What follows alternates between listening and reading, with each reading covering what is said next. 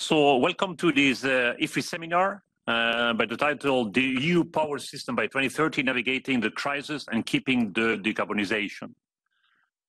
So my name is Diego Pavia, I'm the CEO of ENER, and just I would like to frame the debate with 5 key messages, and then we'll hand over to Marc-Antoine that will manage the whole session. The first one is that we all know that we're living in a crisis, but as we say in business, never put a crisis to waste. So it's also a tremendous opportunity to accelerate what was our compass as far as Europe is concerned, and not only 2050, because that's beyond our age, but by to 2030. So let's take that as an opportunity, as I said, and not as Michigan morning.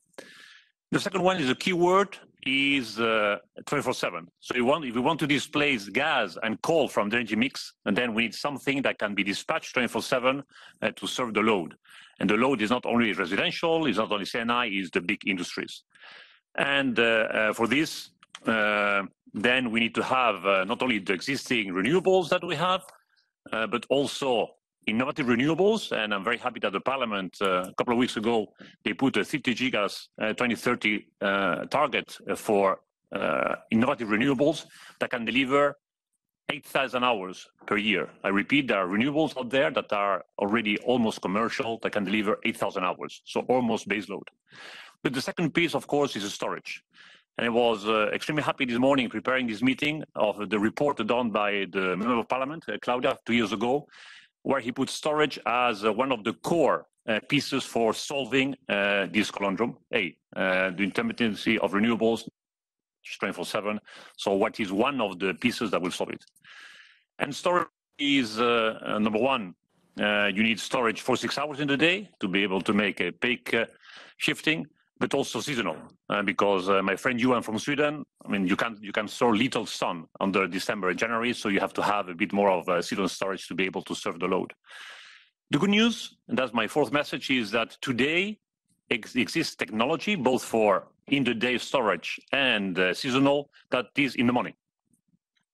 And what I mean is it's in the money that you can charge and discharge, only paying once, of course, to the grid, and that will deliver a cost that is totally assumable by industry. That will be the main off-taker of this. And just to prove the talk, as some of you know who Energy is, so we're launching a 20 gigawatt, 100 gigawatt hours new company in a country in Europe next Q1 2023 to prove the case. Again, 20 gigas, 100 gigawatt hours of energy under the pedal every day to deliver 24/7 to the load side. And that brings me to the last framing message. As you can see, the second session is about industry. At the end, we need that all those technologies that will save the party, they are produced and manufactured in Europe and not, again, imported, and us to be resilient as much as possible. Both wind, both PV, both storage. And there, my last message is today you may have read that the Commission has mandated us, Energy, to do the same trick that we did the Battery Alliance. So we got the mandate back in 2018 to run this strategic value chain. Well, the results are there. So today we got the same mandate for PV. PV meaning that by 2025 there will be 30 gigas from ingots to modules produced in Europe. As you know, today, like 95% is imported. If we want to deploy PV, better if it's European PV, that is not. So this is for the framing, and I hand over to Marc-Antoine for the rest. Oh, thank you so much, Diego, and warm welcome to everyone here in the room, and for all of those of you who follow us remotely from across Europe. A few words to complement what Diego said. I think we are experiencing incredibly tense times, but there's huge opportunities, but we have to basically survive in many aspects, and we cannot enter winter with an oil crisis, with a gas crisis, with an electricity crisis, with a social crisis, with an economic crisis. So obvious efforts have to be done there, much more obviously than what is being proposed now. I think the mindset has probably to change. We need to move towards a wide-type mobilization economy that is sustained, towards 2030. It's not just over winter, it's not this year. I think we have to really gear up for that. Putin wants to fragment Europe. That's very clear. He's been working on that for many years. Now, the problem is, of course, this pressure is maximum now, and it can increase further. But there's also internally within Europe, we have our own enemies, which are ourselves. I'm very concerned by the huge geoeconomic tensions and geopolitical tensions within Europe, between Germany and Poland, between France and Germany, between France and Spain. So here, I think this is very concerning. And I was just in a panel this morning about energy poverty that is rising in Europe. And I think this should be in everyone's mind. So we have to work on infrastructure big time, not just hydrogen, but also electricity storage, you name it, on the electricity market design, which we will discuss later on, and on the value chain. So very happy that you all gathered together. And I'd like to pass the floor to MEP Claudia Gamon. You did us the honor to address our audience, and you were also very helpful in bringing this meeting together. So Claudia, vielen Dank, and I pass you the floor. Thank you very much. Good afternoon, everybody here and online. Thank you for being here. Really sorry that it was so complicated to make this all happen here. It's a bit of a bureaucratic house. When I agreed to host this event, I really did not anticipate the situation that we would find ourselves in today. And just to go through this a bit, Commission and the Council are negotiating emergency measures to tackle the crippling energy prices. We have a debate about whether or not the electricity market design is still fit for purpose. And after 2 years of everybody on Twitter being an epidemiologist, people are now suddenly being experts on the pros and cons of the merit order. So this is how quickly things can change when everybody is suddenly an expert.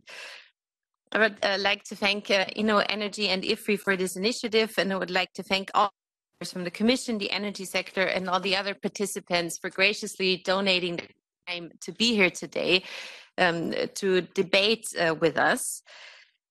And I think we have to start by talking about why we need to move on from the energy of the past. Because apart from being the main driver of climate change, this year fossil fuels also became an instrument of war. And I think it's important to mention this also today, seeing the news again today, because there really is only one way forward, and it starts with Ukraine having to win this war and us having to accelerate the transition to a fully renewable power system. I get concerned, if not extremely angry sometimes, when I hear also in this house that we should continue to invest more in fossil infrastructure as a bridging technology, because I think we have to end this vicious cycle. We have to free ourselves from the destructive technologies of the past, because even though we have ramped up the domestic production of renewable energy sources in recent years in Europe, we have, so to speak, as a European Union, remained defenseless when it comes to our energy security. With the EU plan now, the Commission has proposed, I think, an ambitious package to cut energy dependence from Russia. The goal would be to fundamentally transform our energy system, and an added bonus is that REPowerEU could drive the Fit for 55 proposals in the direction of an earlier and more ambitious target for renewable energy and energy efficiency. And I have to emphasize again that our future, the democracy and our freedom do depend on whether or not we rise up to this challenge. I think that at the moment, our key goal should be and has to be the end of our natural gas dependency as quickly as possible. And this is obviously also the biggest challenge to get there. REPowerEU also continues to rely heavily on fossil fuel imports from third countries. And while the Commission has made it clear that until 2030, non-renewable sources will be part of the EU's policy mix, I think it also means that we have to, that we will continue to be dependent on gas for a certain amount of time. But the key problem is really not our lack of gas supply right now, it is the system's dependency on it. Because if not, I think we could deal very differently with the situation that we're in right now. And while Diversifying the imports is certainly a good step forward in right now. I don't think that we can be certain that this will prevent us from being in the same situation again in some time in the future. The emergency measures that are being taken right now, I think, are a necessary first step to get through this winter, to prepare for the shorter term consequences of this crisis. But we need to make it clear that there is no short-term miracle cure for the situation that we're in. I think we have to talk about a long-term perspective and also midterm measures that are needed to reduce the energy demand and address the root cause of this crisis, especially if we want to maintain industrial competitiveness. And if we want to compare our economy for a green wave, we have to find new solutions. And we all have to talk about much bolder measures to get there. The fast transition towards a modern decentralized system based on renewable energies with a strong integrated European grid supported by sustainable and full range storage solutions, that is something that I want to underline, should be our guiding core principle and everything that comes with it as well. This includes, it is not only the following list, but it includes radically accelerating permitting procedures. And obviously we could talk about what that means by making political decisions and not just relaying the blame to bureaucrats if permitting doesn't work. We have to focus on alternative energy generation and savings where available and increase our energy efficiency where possible. Affordable clean heat in insulated homes should be made available throughout the European Union, not just for those that can afford it. And solar panels should cover all unused areas. And this is something where I don't see a lot of movement when it comes to political will, that this is something that where we have to mobilize really all the resources that we have available. But something that's, I don't want to bore you, but something that where I want to go little bit just shortly into detail is how this affects the work that we do in the European Parliament currently. Because I'm also negotiating the gas package, more concretely the gas directive, or let's call it the hydrogen directive even. And we are missing a way out of gas. And we are missing priority use, for example, for renewable hydrogen in certain sectors. And what bothers me a lot is that the impact assessment that we're working with is based on a pre-crisis reality. And we know that a lot has changed since then. And I think that the legislation that we're working on right now has to change with that. We have to be able to also in the short term be that flexible that we're willing to accept that the reality is entirely different than it was a year ago. And so working on this gas package has to be entirely different than it would have been a year ago. This proposal needs a broad update, if you ask me. It should include, but not limited to, decommissioning, for example, in the gas grids. And while we already see great examples, looking in my home country, where the city of Vienna is doing exactly this, committing to the end of gas use where possible, we will need a European legislative framework to really enable a reduction of gas usage in certain sectors where alternatives are available, and prioritize the use of renewable gases for hard-to-abate sectors. Because I continue to hear that apparently we could just switch out the gas in the gas boilers in European homes with different gas in the future. That is not the way to go forward. We have to communicate clearly about how the situation actually is and what it will look like in 10 years' time, because there are certain truths that are already really clear to anticipate. And something that we have talked about repeatedly with the DSOs of the European Union is that we need more integrated planning. The situation will become more complex and especially more complex for local communities, but they can be helped by having sophisticated integrated planning, putting alternatives such as renewable district heating and cooling, geothermal energy and electrification into the spotlight where it should be. We've made some proposals on this on the revised gas directive, and I hope that we will continue to fight for these changes to make this really a legislation that is fit for the situation that we're in and not the reality that we were in a year ago. And to make a final point on the importance of energy storage, thank you for mentioning this. I'm really happy that we're still talking about a report that was passed in this House 2 years ago. I think it's really sad that this has still been the only file on energy storage that has come through this House in the entire legislative period. We need to do more. And even though there is a little bit of storage mentioned in REPowerEU, it's not enough. We need to do a lot more to make sure that we communicate clearly that energy storage has to go hand in hand with the expansion of renewable energy production. One cannot exist without the other, or I mean, they can, but it would be a huge problem.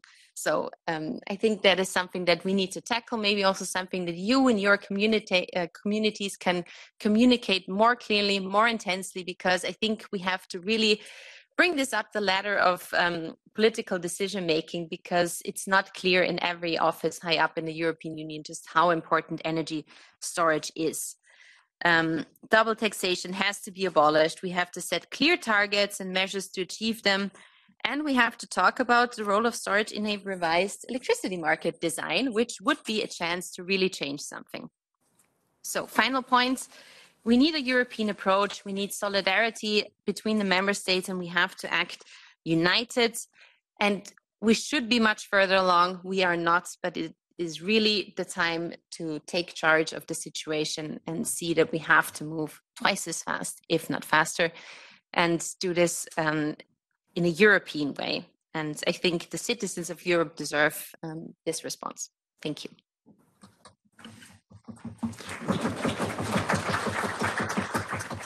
Thank you so much, Claudia Gamon. And actually, it's maybe not twice as fast, but 4 times as fast. Because if you look at the renewables deployment objectives, etc., I mean, it's incredible how steep it is.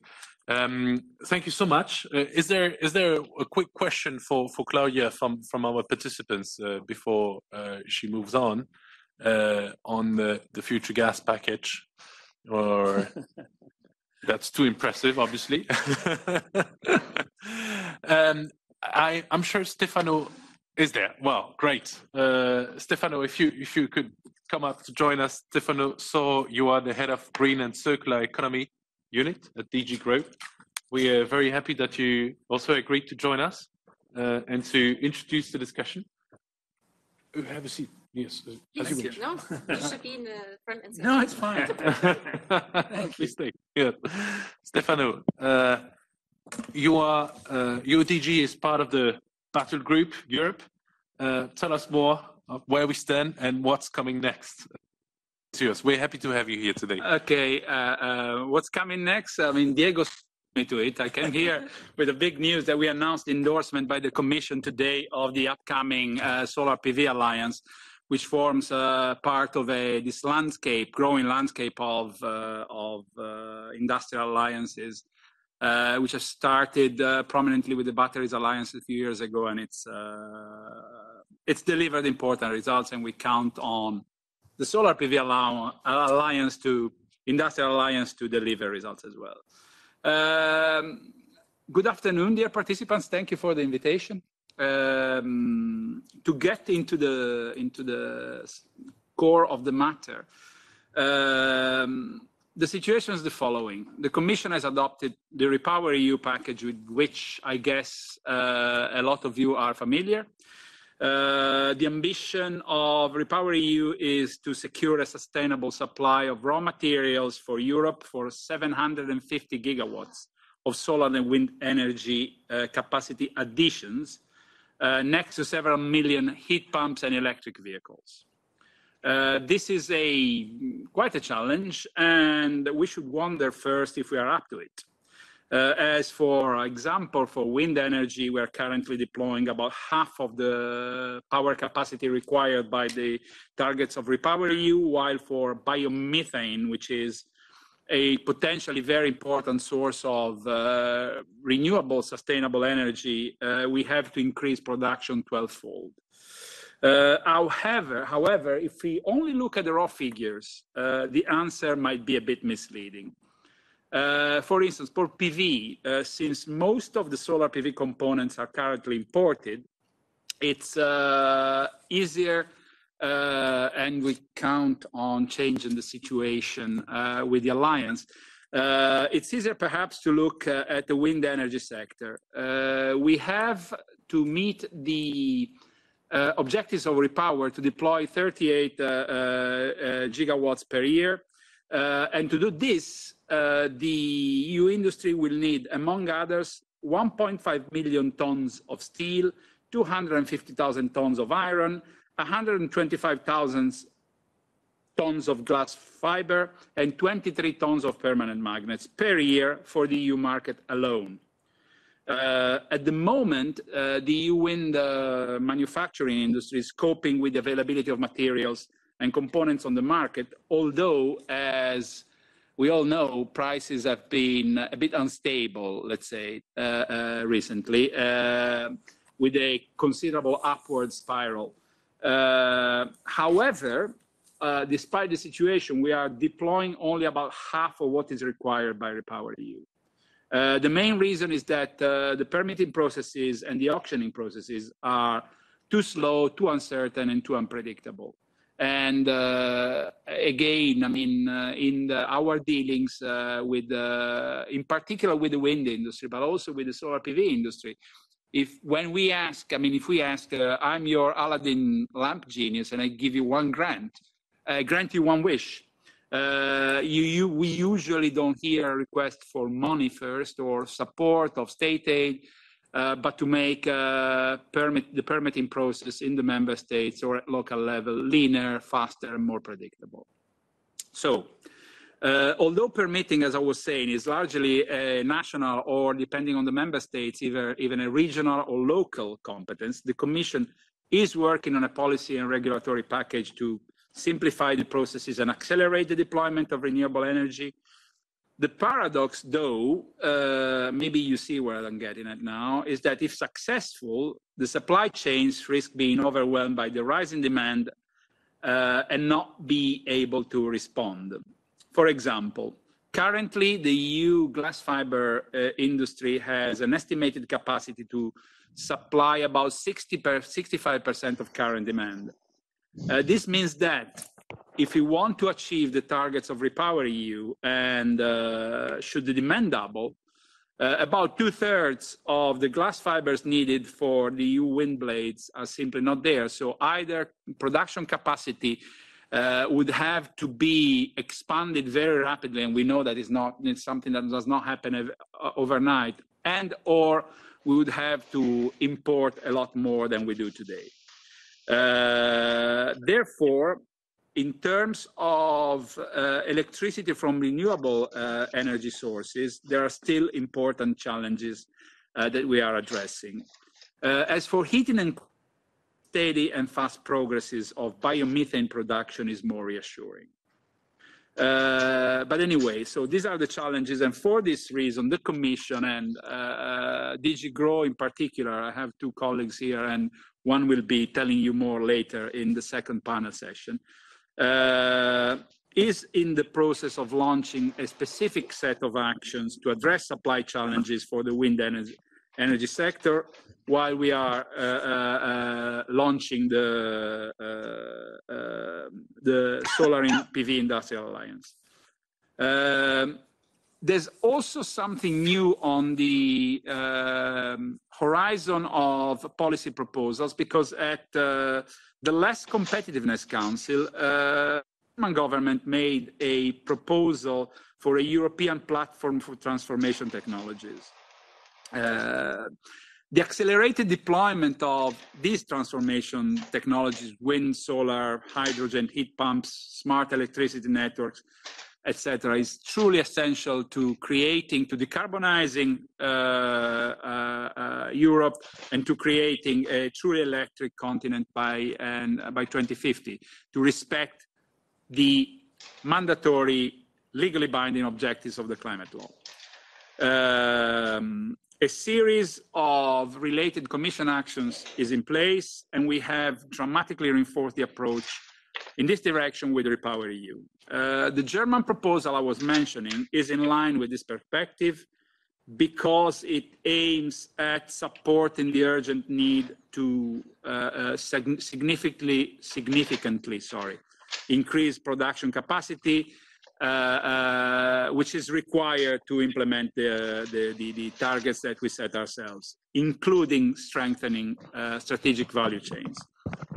Therefore, the idea of giving some structure to our work to increase production capacities within the EU in these technologies of the future is welcome, as it would complement work that we have already started. Take, for example, the battery sector, which I was mentioning before, where thanks to the European Battery Alliance, we will increase the manufacturing capacity of the EU to 70% of our internal domestic EU demand by 2025, which is tomorrow, and to a projected 9% in 2030. Thanks to the creation of the Clean Hydrogen Alliance, we now have a pipeline of 750 projects ready to go live by 2030. And we aim to replicate this success for solar with the solar PV, Solar Photovoltaic Industrial Alliance. On top of this, the industrial partnership on biomethane was launched at the end of September. And there are a number of other initiatives, but these sector-specific initiatives, which are certainly essential, do not allow us to take the full measure of what the transformation towards an electric and carbon-free continent means for our value chains.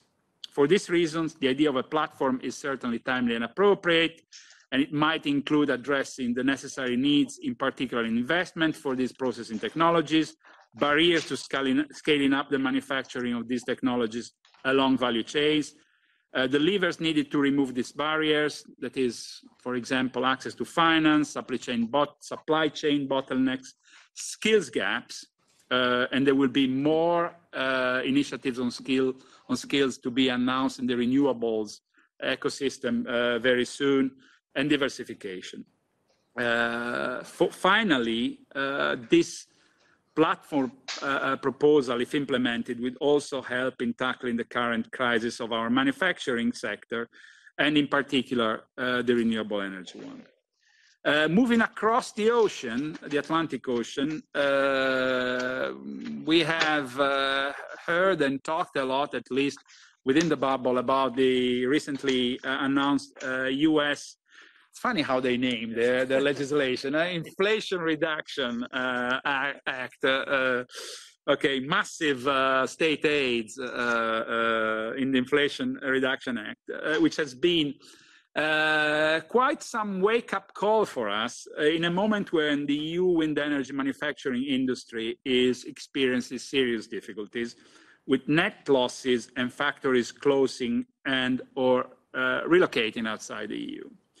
At the same time, about 2/3 of the global revenues in wind technology manufacturing come from EU, thanks to their international profile. So you see the dilemma a little bit.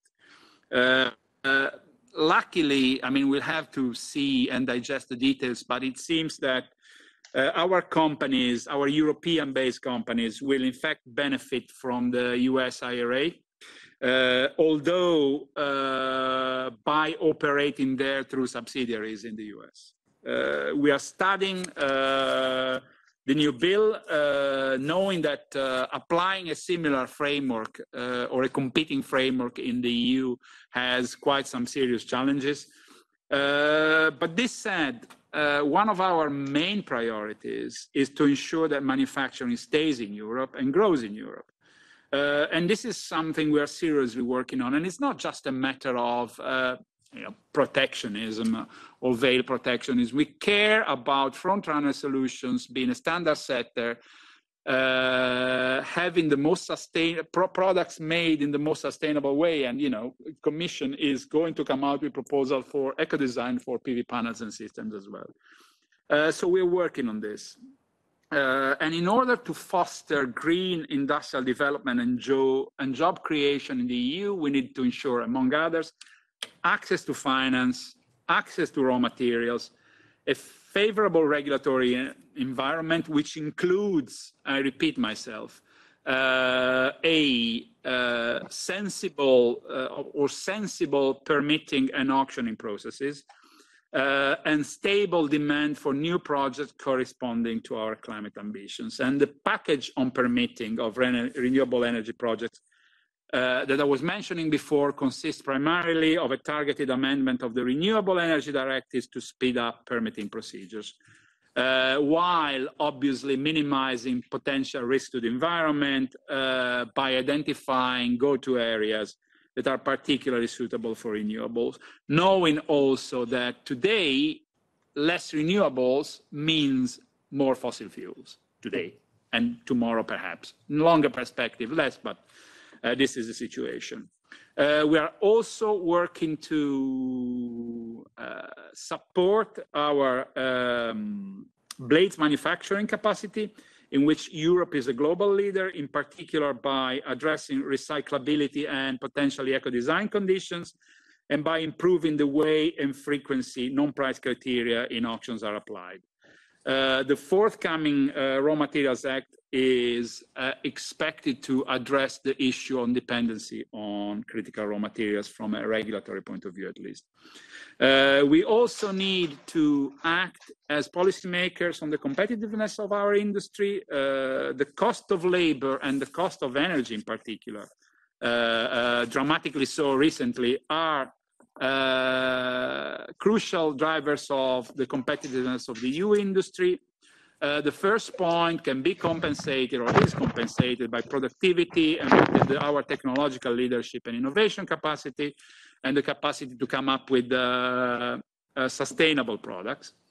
DG GROW is working on specific quality criteria such as innovation, environmental protection, to be applied into EU energy auctions.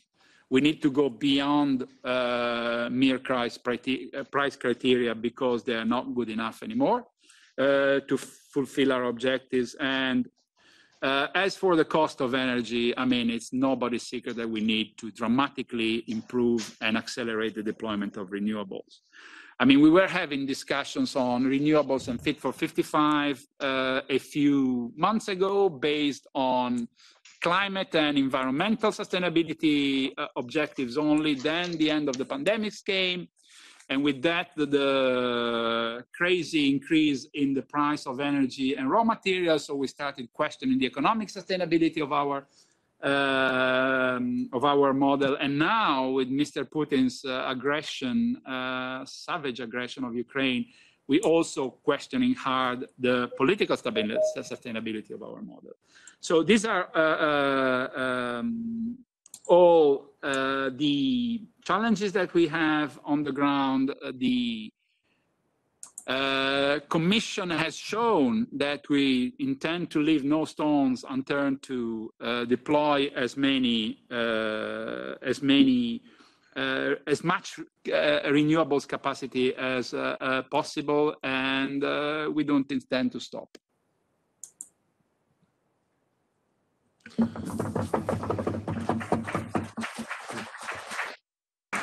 Thank you so much to all of you, and for your time, for coming over, for laying out the ground for two panel discussions on value chains and market design. A warm thanks also to your team, Claudia, that was most helpful in setting this up. And Stefano, indeed, let's continue the battle. And I think the weak euro might be a very big opportunity for reindustrialization in this context. So I'm pleased that you came along, and I'm happy to ask Diana Gherasim, my colleague from the Center for Energy and Climate, to chair the first panel of our afternoon. Diana, come over, and please, the speakers of the first panel, you might join, and we will get the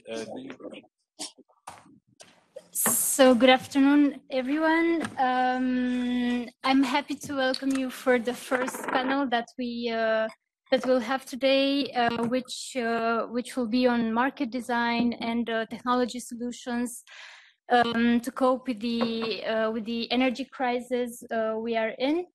I have the pleasure to welcome today a distinguished panel of speakers. I will introduce them as they give their preliminary remarks. And I think that the context where we meet today is quite clear for everyone. Mrs. Gamon was making a very strong point in her speech. There is no short-term miracle. The picture is grim. The one that we are seeing today: renationalization of energy companies, return to coal, return to regulated prices, emergency measures being adopted in record times on electricity, on gas. We keep on saying it's temporary. The question is when we will go back to normal. It's not in sight, the return to normal. And for sure, we have emergency. We have urgencies in the short term that we need to look at. But also in the long term, we have structural issues that we would like to discuss actually today in this panel. You probably all know that for the first months of this year, there was a reluctance around the idea of discussing a reform of the market design, but finally this made it to the top of the agenda, and now it's one of the topics that the Commission is meant to address at the beginning of the year. So today we will focus on the long term, with the main question for this panel: do we need marginal adjustments to the current market design, or do we need a change of paradigm? And for this, I have here my panel, where I will try to address this question. And I would like to start with Mrs. Paula Ceballos Coloma. Thank you very much for joining us. And we would very much like to hear from your side maybe an update on what is happening on the side of the Commission on the market design reform. That would be appreciated. Okay, thank you. Thank you for introduction. So you made a question. Yeah, do we need marginal improvements in the market? Do we need something completely new? And I think here it's important to look into the market that we have. We only need to change completely the market if the market was not working. But according to our perspective, there are problems, that's for sure. We might not solve these problems only with marginal changes, but the market is basically delivering. It's delivering in terms of integration of renewables. This can be improved, but it's delivering. There are short-term intraday day-ahead markets, very liquid, both functioning across Europe. It's delivering in this term. It's delivering security of supply terms. We have a lot of cross-border trade, and this is providing flexibility and is reducing the backup needs of Europe, and we have one of the most secure systems in the world. Actually, even with the current situation, we're not seeing blackouts. So this is delivering there as well, and is also delivering. Although this might sound maybe a little bit provocative or out of the tone, in terms of economic efficiency. We have a short-term market that works, that makes sure that the cheapest power plants in Europe are those that are being dispatched, so switching to satisfy demands.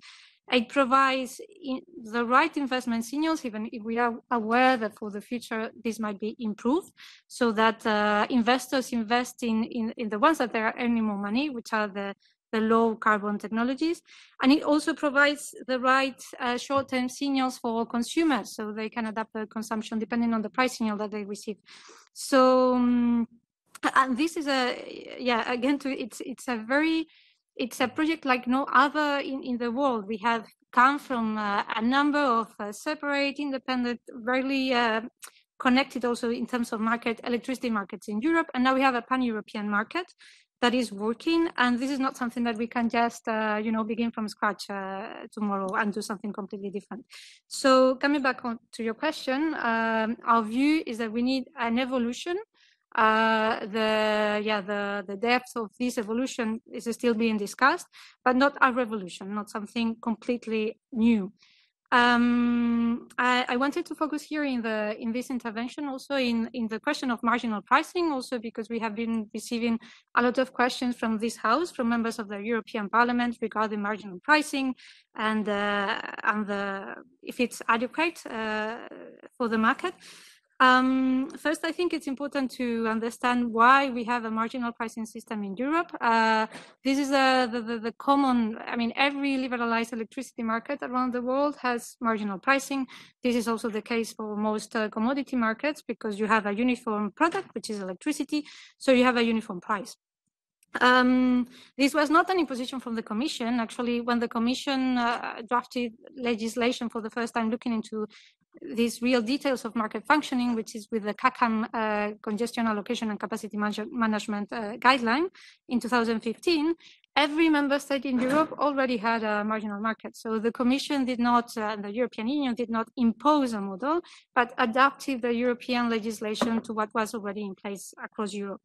So in this marginal model, as you know, because as it was mentioned now, everybody is an expert in marginal pricing. All the power plants beat the marginal cost in the market, but it's the last one that is needed to cover the demand that fixes the price.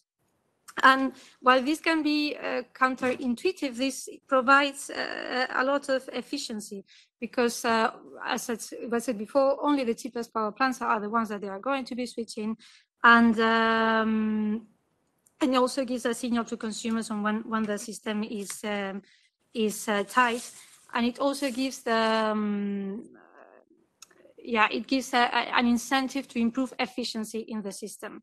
So it could be intuitive to say, no, but this doesn't make any sense. Pay everything at the price of the most expensive. Let's pay to everyone just the price that they bid in the market, and then we are paying the average, and the prices are lower, and this could be better. This could be a pay-as-bid model.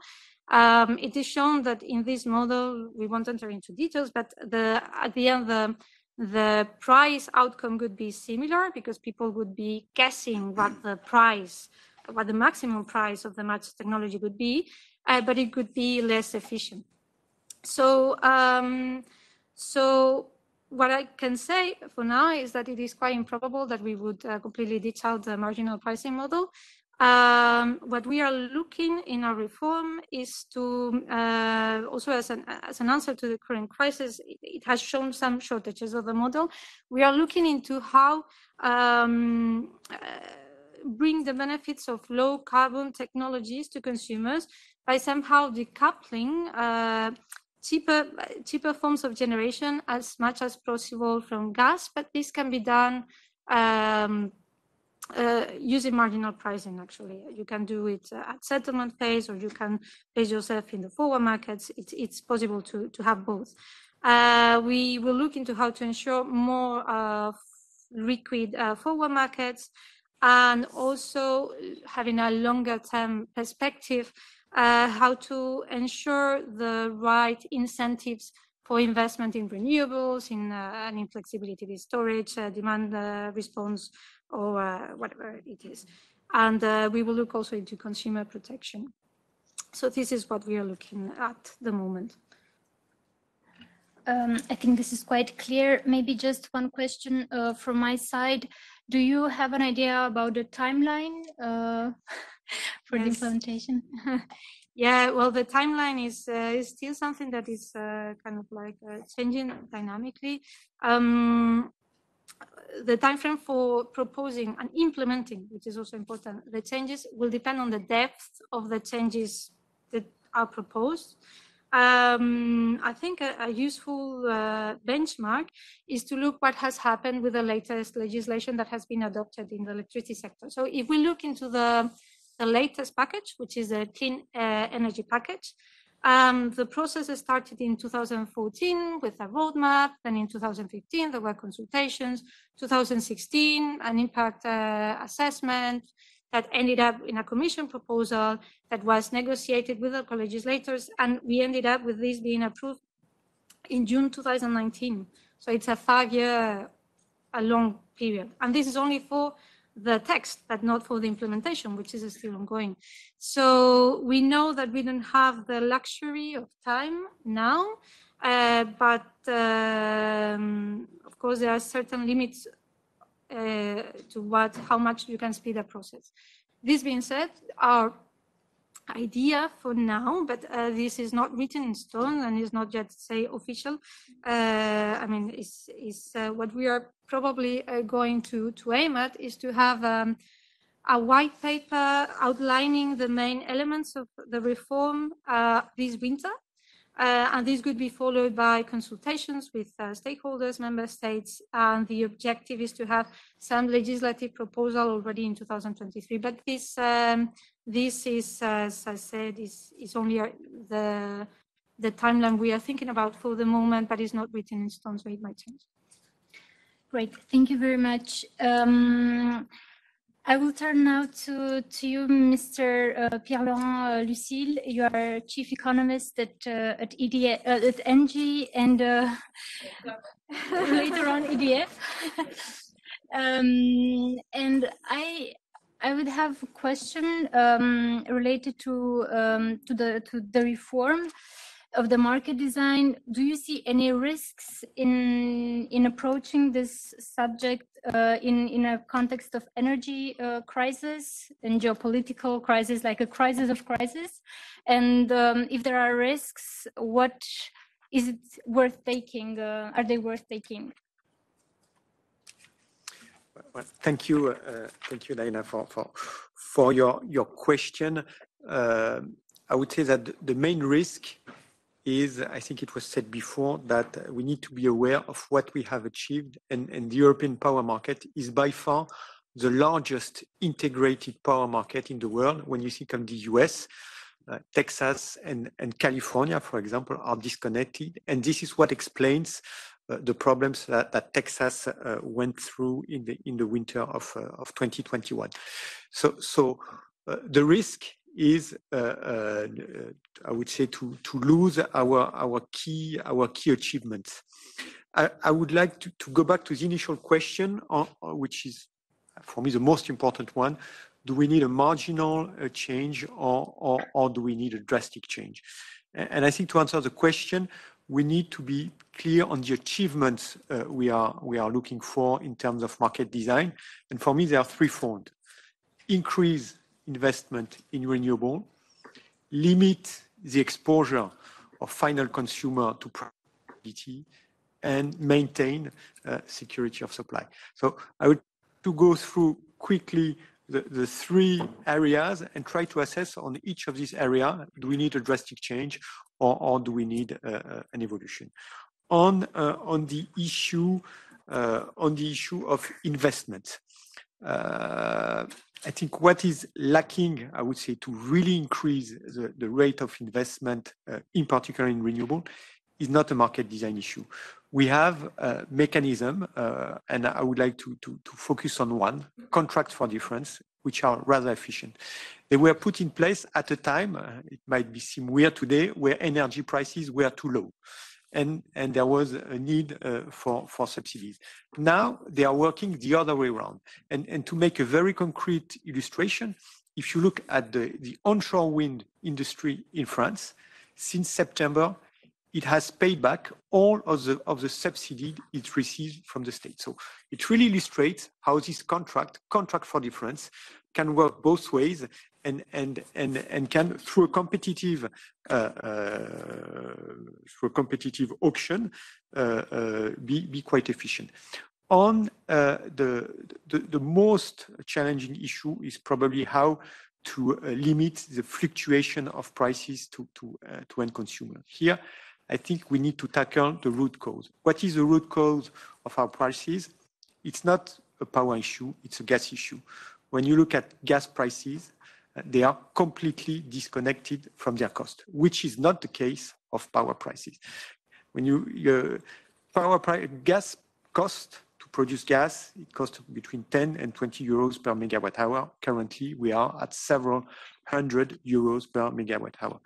Where does this come from? It comes from the fact that we are in a very scarce regime, and it's demand destruction which is making prices, meaning that the price comes from the willingness of Asian industrials to switch from gas to coal or to oil. And of course, we are also having very high oil and coal prices. So we need to tackle the gas price. And at Engie, we think that the most efficient way to tackle the gas price issue in the very short term is a cap on gas price. I know I don't want to go into detail. It raised lots of discussion. There are difficulties, but we may discuss that during the question. But there are ways to make this a pragmatic and operational issue. But it will probably not be enough because we are here, I think, for several years until the tension on the gas market decreases. So we will probably need to have a better link between average cost and between cost and the prices that end users are paying. Here again, there are mechanisms which exist. PPAs, corporate PPAs, the industrial which benefit from corporate PPA pay prices based on cost. I would like also to mention a specific mechanism we have in France, which is called ARENH, and by which EDF sells a significant part of its nuclear-based production to suppliers on a cost-based analysis. I'm not saying this is perfect. The only thing I'm saying is that the current market design allows some I would say, cost-based pricing. I would like to end with the security of supply issue. And those who follow French politics know that we used to live in a world of abundance, but that it's no longer the case. I think it's particularly true for security of supply, power adequacy. And so there are several ways, and I fully agree with what was said in the introduction. We need seasonal storage, we need long-term storage. And actually, when you run what we call power dispatch models which tell you how to balance the European system for the next year, all the models tell you need to build additional thermal capacity, and the models who always predict a very balanced future, they see a mix of decarbonated thermal capacity and standard thermal capacity. And they see tens of gigawatts of those capacity in the coming year. When you look at the pipelines, what exists in the current market, you see none of this. And why do you see none of this? There are two reasons. The standard thermal capacity, they are not built. Why aren't they built? Because, of course, there is the of stranded assets, because we are all, of course, focusing on decarbonizing the power system. And then you might wonder, why aren't decarbonized, based on hydrogen, on biomethane, power thermal assets not developing? It's because they are not competitive compared to the standard thermal ones. So you see, we are in a kind of play where nothing happens, and what we really need is mechanism which would make decarbonized thermal assets on an equal footing with standard fossil assets so that they can really develop. So I think it's a kind of the blind spot in terms of security of supply and in terms of policy making. So to make a long story short, we need reforms. But if I need to say, to give a binary answer, I would say that there are lots of existing elements we need to keep in the current system, and we need improvements, but we do not need a full change in paradigm. That's very clear. Maybe a follow-up question on you mentioned that there should be mechanisms put in place to have a level playing field between decarbonized and standard thermal capacities. What should these mechanisms look like? Or if you have an example. Well, that I'm afraid is going to be a bit technical, but that's exactly the way I phrase it. You need a way to make decarbonized thermal assets on an equal footing with their fossil equivalent. So there are mechanisms which allow that. It's not a contract for difference, a carbon contract for difference, but it's of the same kind. And also maybe one last comment. I think what we need to accelerate in terms of renewable, because I think that's probably the most important topic we are discussing here today.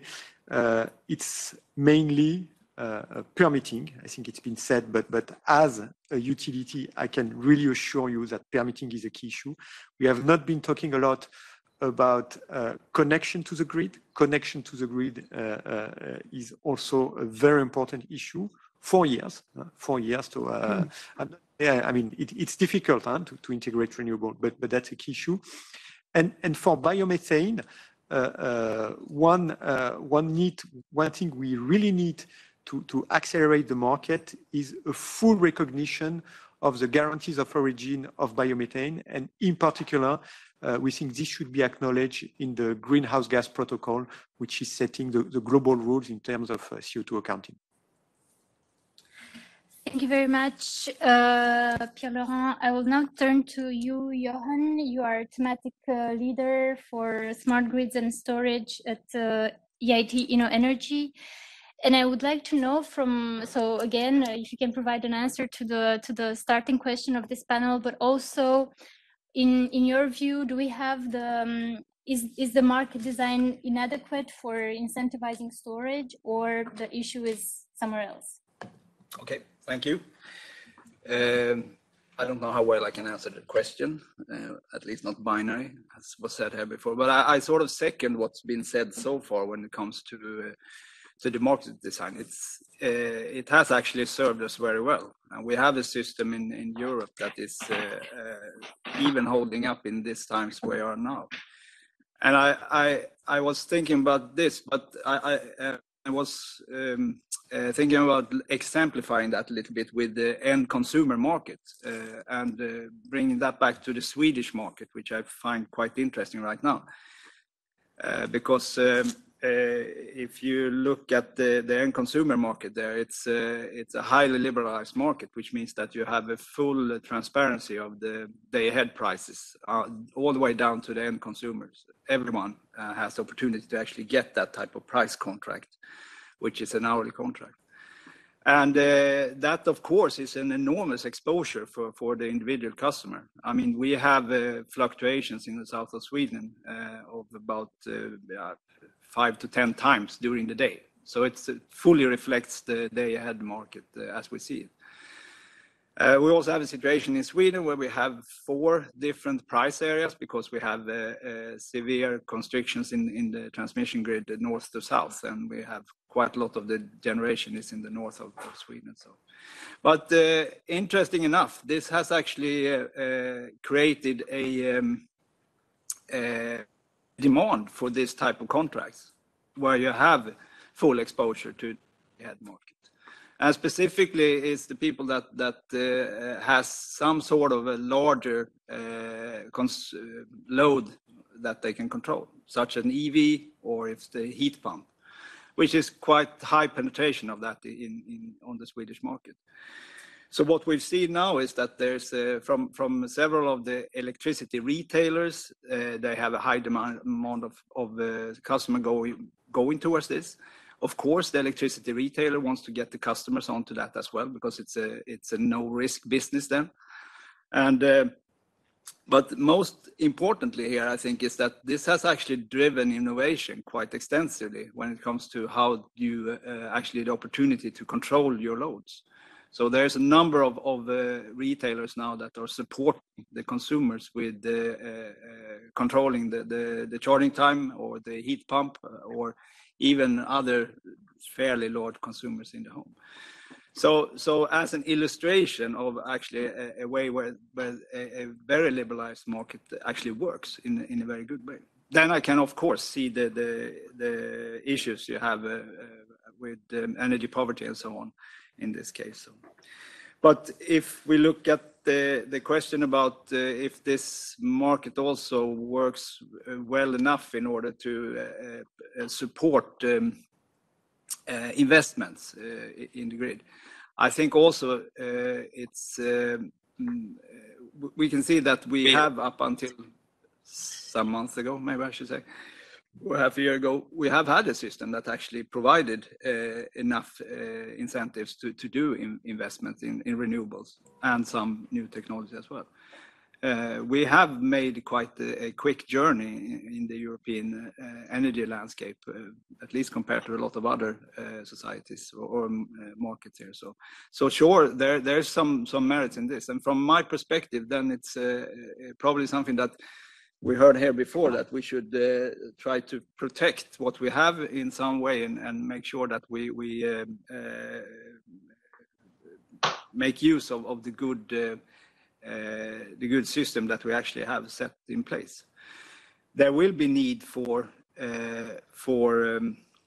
changes to or tweaks, maybe I should say, to the market, marginal changes in that way, in order to be able to push some of the technologies into the market. And you mentioned storage, and that is definitely something that hasn't really had the opportunity to provide all the functionality that we see that it can have so far. So in that case, there will be necessary for some sort of intervention in a way where we actually can see that we have a positive way of deploying storage in the system. So.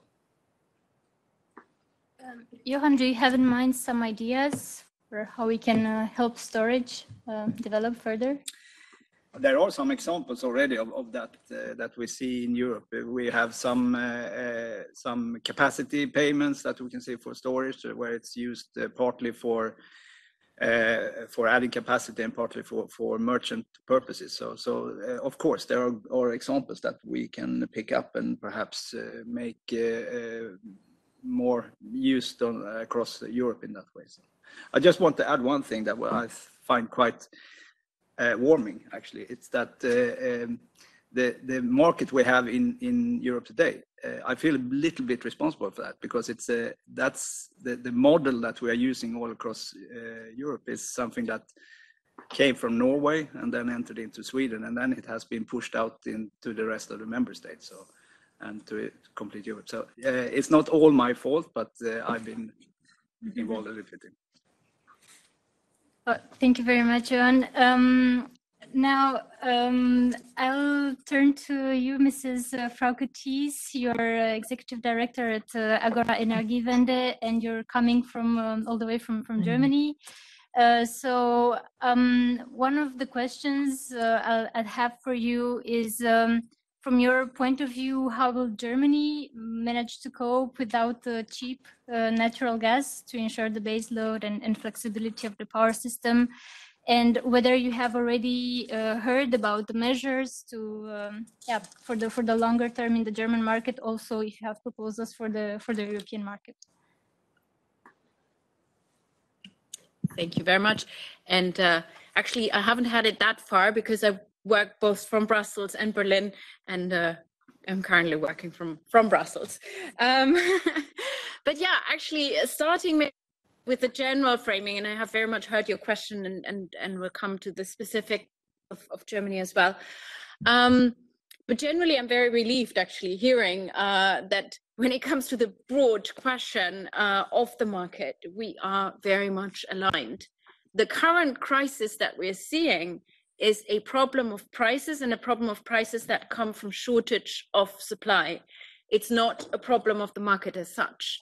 And actually, as has been said before, the market actually reflects exactly the scarcity that we have, and therefore gives us the signals of what is most needed now, and that is to save energy use, to cut energy use because we cannot cover demand at reasonable prices, and to invest in solutions to structurally move us out of this crisis and prevent further crises. Now, of course, the reality is that currently we are seeing a situation in which both people and companies are facing very serious pressure, and some of them existential pressure. And we're also seeing a situation in which some companies are generating enormous profit, not least Gazprom, but also a number of European players who are completely uninvolved in the war as such. And so it's very natural that we're seeing now a debate on how we can tap into these windfall profits and distribute them to those who need the money most. And maybe to briefly react to the short term, and I hear that you also want to hear more long term. So when it comes to the short term, in our perspective, what's most important is that any measure that's taken doesn't remove the incentive to save energy and especially save gas and to invest in structural solutions. That is very crucial, and that is one of the reasons why we're also very concerned when it comes to any price cap discussions as such. When it comes to alleviating hardship, the least disruptive but also most cost-effective measure is direct payments to those who are most in need, and there are different ways of organizing this. But then, of course, there's the question of tapping into the windfall profits, and here a windfall tax, or indeed, and this is not the cap I referred to earlier, the cap of revenues from non-gas power producers, as is being discussed and developed at the European level, does seem to be an appropriate measure, because that does not interfere with the market mechanism. It's an interim reversible measure that really tries to tap into these windfall profits without just undermining the market mechanism as such. Now, of course, there are also concerns about how to deal with long-term contracts and all of this. These need to be addressed, and there are solutions in the making. But in principle, keeping the market intact is what we need now, both to keep the savings signal up, but also to keep the signal for investments. But then the other question is how, in addition to these signals, do we encourage investment in renewables, efficiency, and flexibility? And here maybe I'll make a detour because you asked specifically about the German case. And I think the same is true for Germany as for the rest of Europe. The structural solutions here are the ones I just named: renewables, efficiency, flexibility. And actually what we've calculated, by investing in renewables and efficiency, Europe could reduce gas by 32% in 5 years only. That's structural changes that make us almost independent of Russian gas just through renewables and efficiency. And then you have other measures that can get you all the way. But those are investments that are to stay and make us also less vulnerable from future crisis situations. Now, when it comes to Germany and the German strategy is and has been to get out of fossil fuels, to get into renewables and efficiency. You can argue Germany has lost valuable time over the last years and not made this transition fast enough, and is therefore facing the same difficulties that everybody else is, because we still have these dependencies. You asked in the question, what would Germany do about baseload? And again, I think that the answer is the same for everyone. I think baseload is not quite the right, we're not the right concept, because we don't need a kind of permanent output to complement the renewables. What we need is flexible capacity, and that comes from, well, we had it in the introduction, it comes from storage. That comes, especially when it comes to the long-term and seasonal, from hydrogen. I agree there, but very importantly, it also comes from the various solutions that we now see coming on the grid. When we see the rollout of electric vehicles, of heat pumps, but also of more domestic storage applications, for example, all of these need to, from the moment they're installed, be ready and possible to contribute to system operation, offer flexibility to the system in order to make it run safely. And that also means we need to invest in the appropriate infrastructure to make our network smart enough to cope with this, and reflect it also in network tariffs.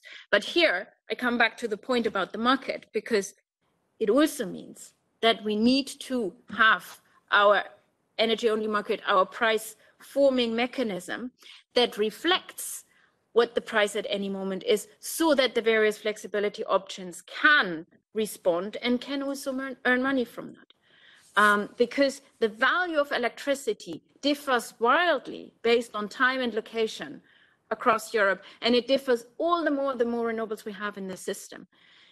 And the best way to reflect that is the energy market, is the marginal pricing. So we will need this signal also going forward, and possibly even more than ever before, because of these effects of more variability. Now, of course, it was already clear, I think, before the crisis, that certain adjustments were needed. And we've worked with adjustments and specific approaches for technologies all the time, and for almost all technologies, by the way.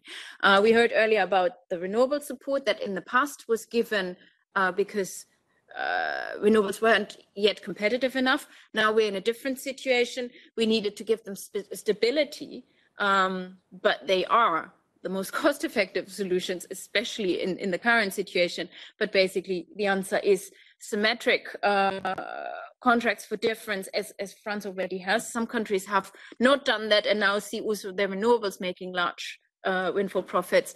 But basically, the future is to give renewables that investment certainty. It can also be, or in addition, long-term PPAs. It should be the further facilitation of self-generation and on-site generation, but always leaving the possibility also to the renewables to play on the free market, to make sure that the investment options are there. And then the question is, what about flex, and how to get the investment signals right there?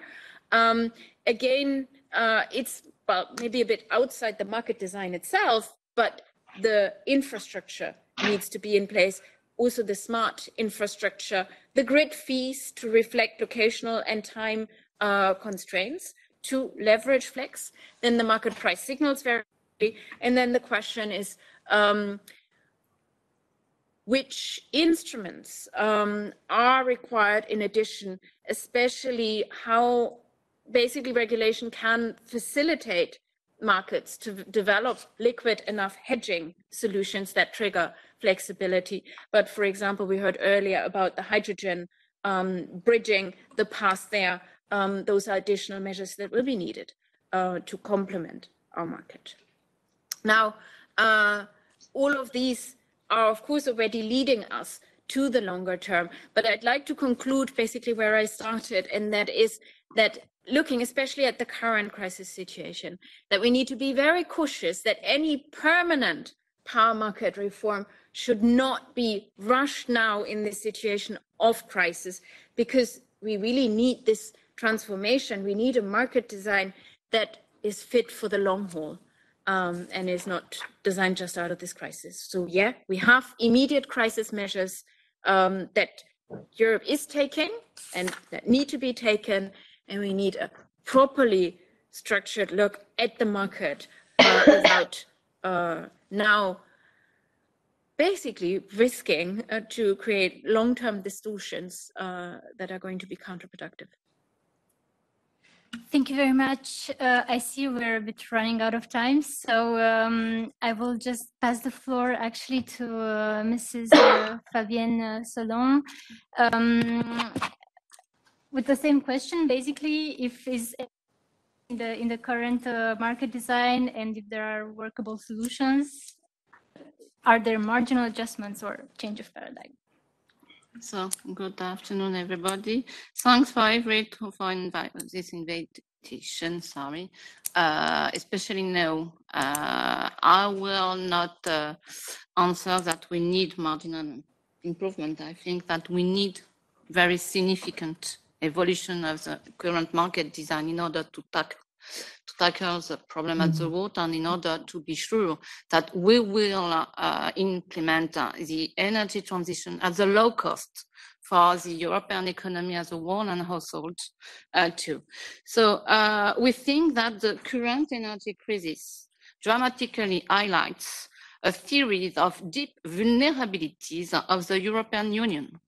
We think that this weakness have their roots in the way of energy policy we have implemented since the last decades, especially in our choice of market design. Our opinion is that we need to reform the market design without delay, and we think that we have two major reasons for this this change. The first one is that the electrification will be the cornerstone of a successful energy transition. A massive wave of investment is in front of us at the upstream, renewables, nuclear, storage, infrastructure as a whole, to the downstream, the end user, the building, the transportation, and so on. So to remain on track with the Paris Agreement, the investment in the power sectors need to be at least double in the next decade. Is just the figures of International Energy Agency, who say that we will need to invest approximately $800 billion by year in the next 10 years. And if we have a look on the consumer side, we will need to invest more than the double in the energy efficiency and more than quadruple in the end use investment, such as electric vehicles. So a large amount of investment that we need to face to have any chance to make this investment happen. We need to reform the current market design, because the increasing penetration of renewables in the power system will make the price volatility more and more important. It will induce a risk profile for investors that is not sustainable. We need to share the risk. We need to identify a better allocation of risk between the different shareholders in order to lower the cost of capital, because the cost of capital will be the driver of the system. We need to enter in a very capital-intensive system, and of course, the cost of capital will be the driver. So we need to find the solution to lower the cost of capital.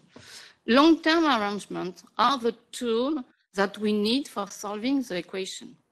They can be designed in order to offer the appropriate level of remuneration to investors and to deliver security of supply at the least cost for consumers in Europe. It's just a point we would like to share with you.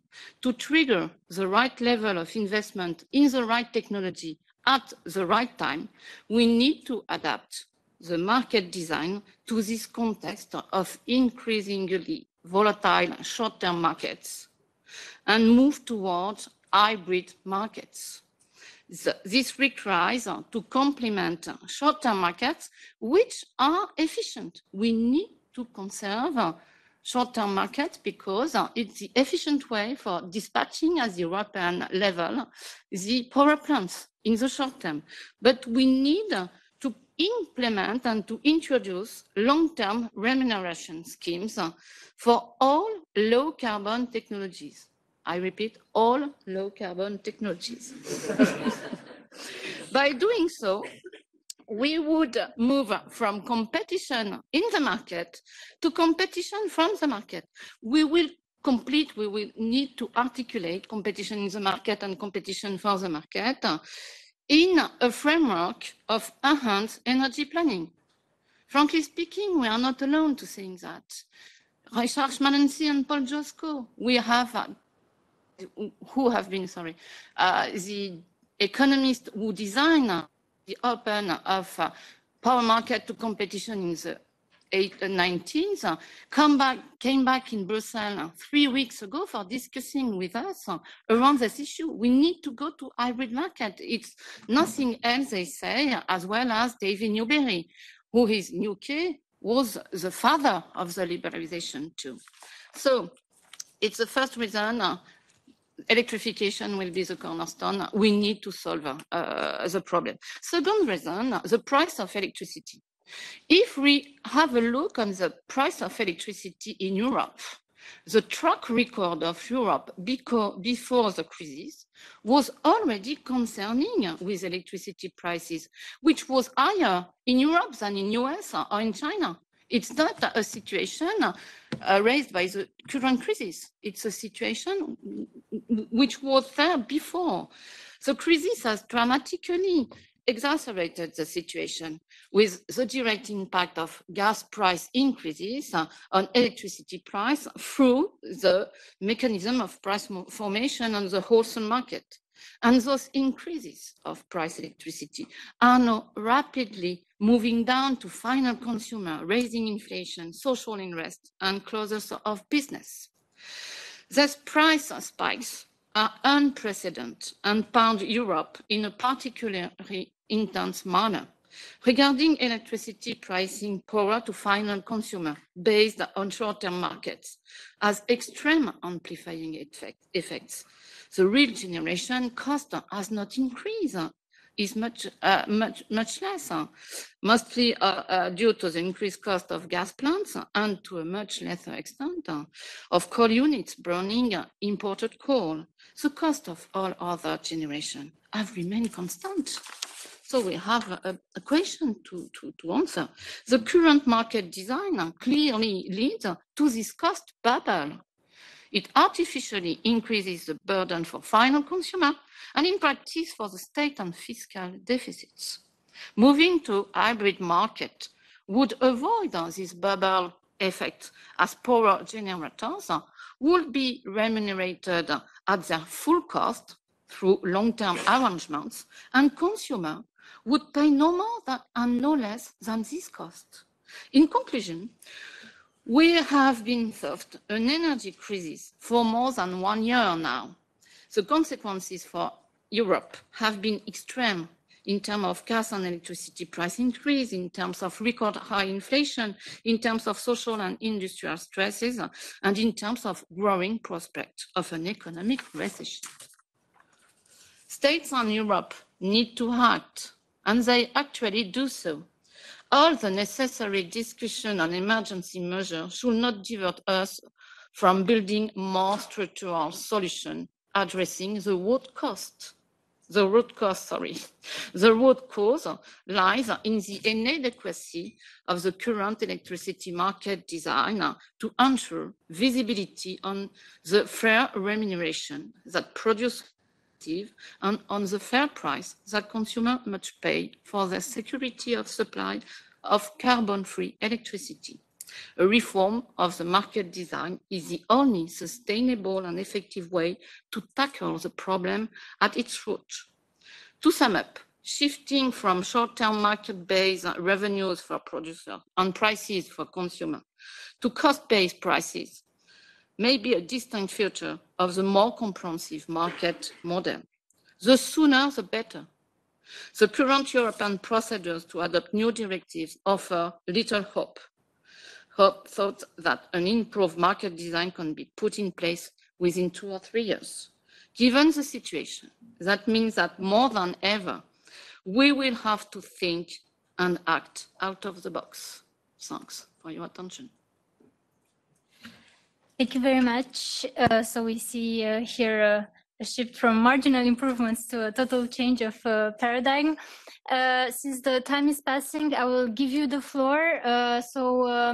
If there are any questions in the room for the speakers, please prepare them. First, maybe, are there any reactions in the panel to what has been said? No? Yes. Maybe one reaction from my side. I think we are already in a hybrid system. What do you call a hybrid system? For me, a hybrid system is a system where projects are developed on a price signal which is not just market pricing.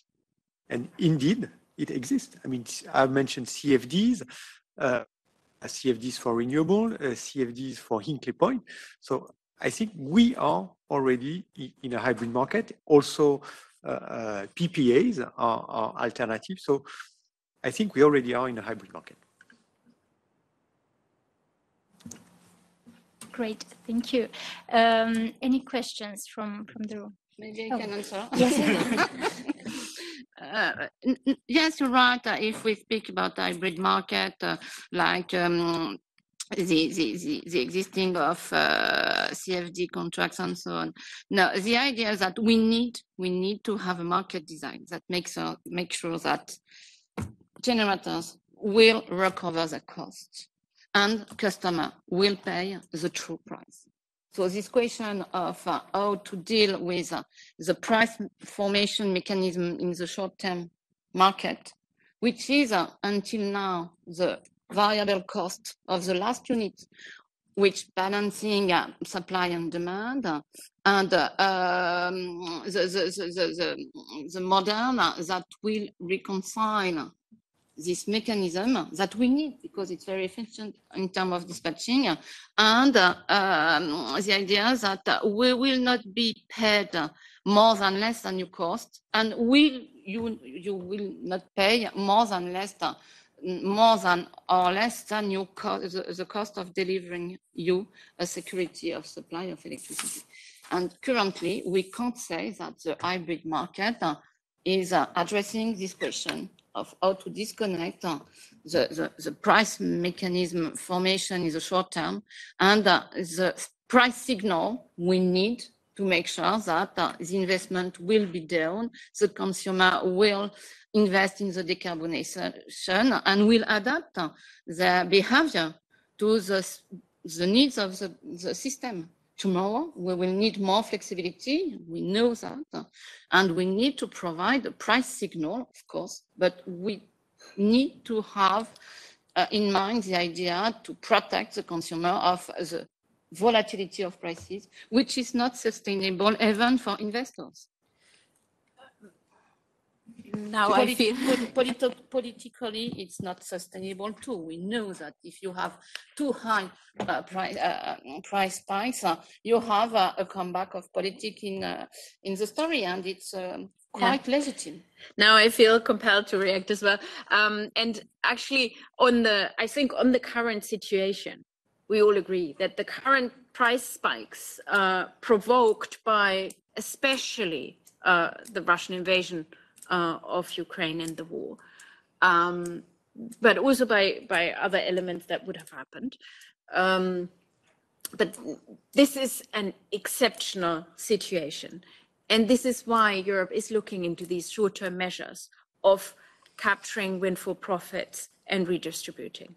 Now, when it comes to the market design overall and the marginal pricing not reflecting the real cost, I do wonder though, because if we look beyond this exceptional war situation that we're facing now,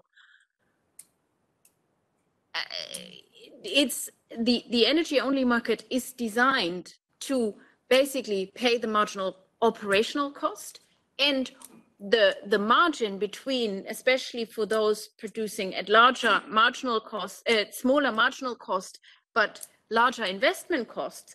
The difference that they have between the strike price and their own operational price is exactly to recover the investments. And if we look at the energy market before this crisis and moving forward, it's if the prices were not reflecting the costs or were excessively over, we should have seen massive investments in overcapacity, which at least I haven't seen. So I think it can't be that far. But beyond that, I also wonder what other instrument we have to help us allocate. And it's really this marginal pricing that helps us reflect the value of electricity at any given moment in any location. And yes, we can improve the market design and we have to improve the granularity of the price and the prices reaching market participants further, while at the same time enabling hedging, especially for consumers, so that they are shielded of price variability, of course. So I think there it's very clear that it's not just the marginal market that goes like this. No, hedging products already exist and will need to exist. The more dynamic we make it for consumers, the more important this will be, and will also need to be accompanied by regulation. And that's why we need adjustments to the market. And then again, I entirely agree. We already have a hybrid function because of the CFDs we have in place, and we will require them in the future as well to provide investment security for various solutions that we need for the climate neutral energy system to succeed. So, okay, I just want to second that actually, because I think it's extremely important that the price signals are actually being shown to the end consumer, whether it's a private person or if it's the industry. Of course, we have a situation right now the way we might have to take measures of this, but if we take that out of the system and do some sort of a capping on that, I think we are in problem there, because this is really the way to quickly ensure that we decrease the consumption as well, and specifically decrease it at the points in time where it's necessary to do that. So, but then again, some sort of a capacity mechanism, as we've been discussing before, that might very well be a way to develop the design as it is now. Okay, thank you very much. I think now we can turn to the room. Are there questions? Yes, please. It's Richard Ivans from We Care. I'd just like to ask the panel, but particularly Madame Salaun, if you think that nationalization of energy companies is a good way to lower investment costs. It's not my, sorry. Pardon?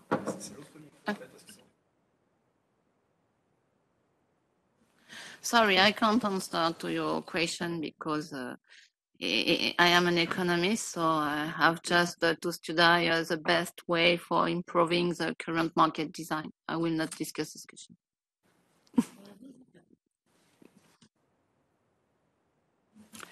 Cédric Philibert with Ifri. I wonder what the panel think about this. Maybe we don't need a market reform because, as Mr. Lucille said, we already have a hybrid market with CFD for nuclear and renewables, and merit order market for fossil fuels, and it works fine. The problem we have now discovered is very high prices, but we have very high infra-marginal rents. But we can tax them. We've done that already in France for the renewables. The government has refused up to now to do the same for gas and oil and coal, but I'm sure this will finally come in, and other countries could do the same. So we can tax them. The point is that maybe we need a reform of the tariff in order to both shoulder the poor while keeping the marginal price responding to costs, so as to expose people to the real cost in time of their consumption. So in my view, the tariffs, I'm not saying it's easy, but the electricity tariffs should be both time-based and progressive, giving some amount of kilowatt hour for free or very low price for everyone, but rapidly increasing, and be cost reflective during the times of at high prices, so as to incentivize the energy savings at home, the displacement of demand, etc., etc. What do you think of that? Thank you. Yes, I fully agree with you. And what we've been tackling is this kind of contradiction, because at the same time, we want to protect end consumer from price fluctuation. And we say we need the price signal because most of the flexibility will come from the demand. So actually, there are economists who say we should go exactly in the way you're suggesting, have a kind of dual pricing where basic needs will be covered by a kind of average cost. There would still be the exposure to a marginal cost to have the pricing. It's a bit theoretical, frankly speaking. I don't know how it can be implemented, but that's a way to resolve the contradiction. In addition to Pierre-Laurent, I think in effect, it's a current discussion in France to put in place a progressive tariffication and above an amount to put end consumer on the price signal. It could be made through time of use. We have time of use in US, in France, and so on. It's really interesting. And frankly speaking, we will have an effort this winter for making subscribe this kind of tariff for EDF in order to manage the next winter. But we will have to have in mind that if you speak about a minimal amount of a minimum volume of electricity, we need to have in mind that the cost of delivering this minimal volume will not be the same depending on the hour and the months of its consumption. So we will enter in a very big complexity, and we will have to solve it. I don't say that we don't have to put in place progressive, but we will have to address this problem, because otherwise we could create more inequalities than we try to solve. Thank you for the answers. Any other questions in the room? Yes, please. My name is Gabrielle Gauthier from Total Energies. It's perhaps a periphery question, but how do you we said there were huge investment needs, not only in powering, but also in grids, increased flexibility in grids, both in their interconnection transport and in the distribution. We need increased investments in grids. Now, it's a question to the panel, perhaps the economists. How do you finance this? Who finances that? And perhaps, do you see a difference between the distribution part? Having spent 20 years of my career in the telecom industry, you finance differently the distribution part and the transport part. So how do you see these financing needs being covered for the needed investments in grids, both transport, interconnection, and distribution? Yeah. So generally, of course, for electricity grids, because it's grid fees, it's regulated. So in that respect, I think generally the investments happen as long as the regulatory framework is right.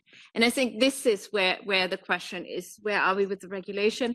And here, one very important dimension going forward is that we need a systematic integrated system planning, thinking jointly about electricity networks, gas net, especially at the distribution level, also have to be built back.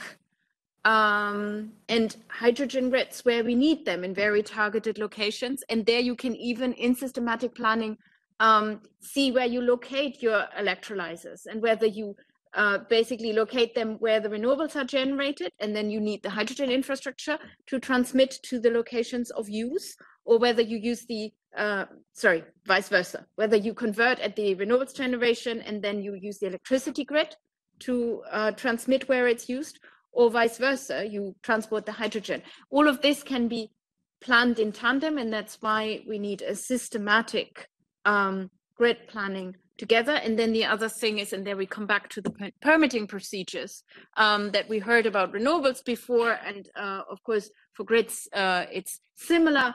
We've now seen, and yeah, you said earlier, I'm coming with a German background, we've seen how the LNG terminals were permitted within 7 months for projects that were not only permitted, but actually put in place in 7 months, which normally would have been expected to take years.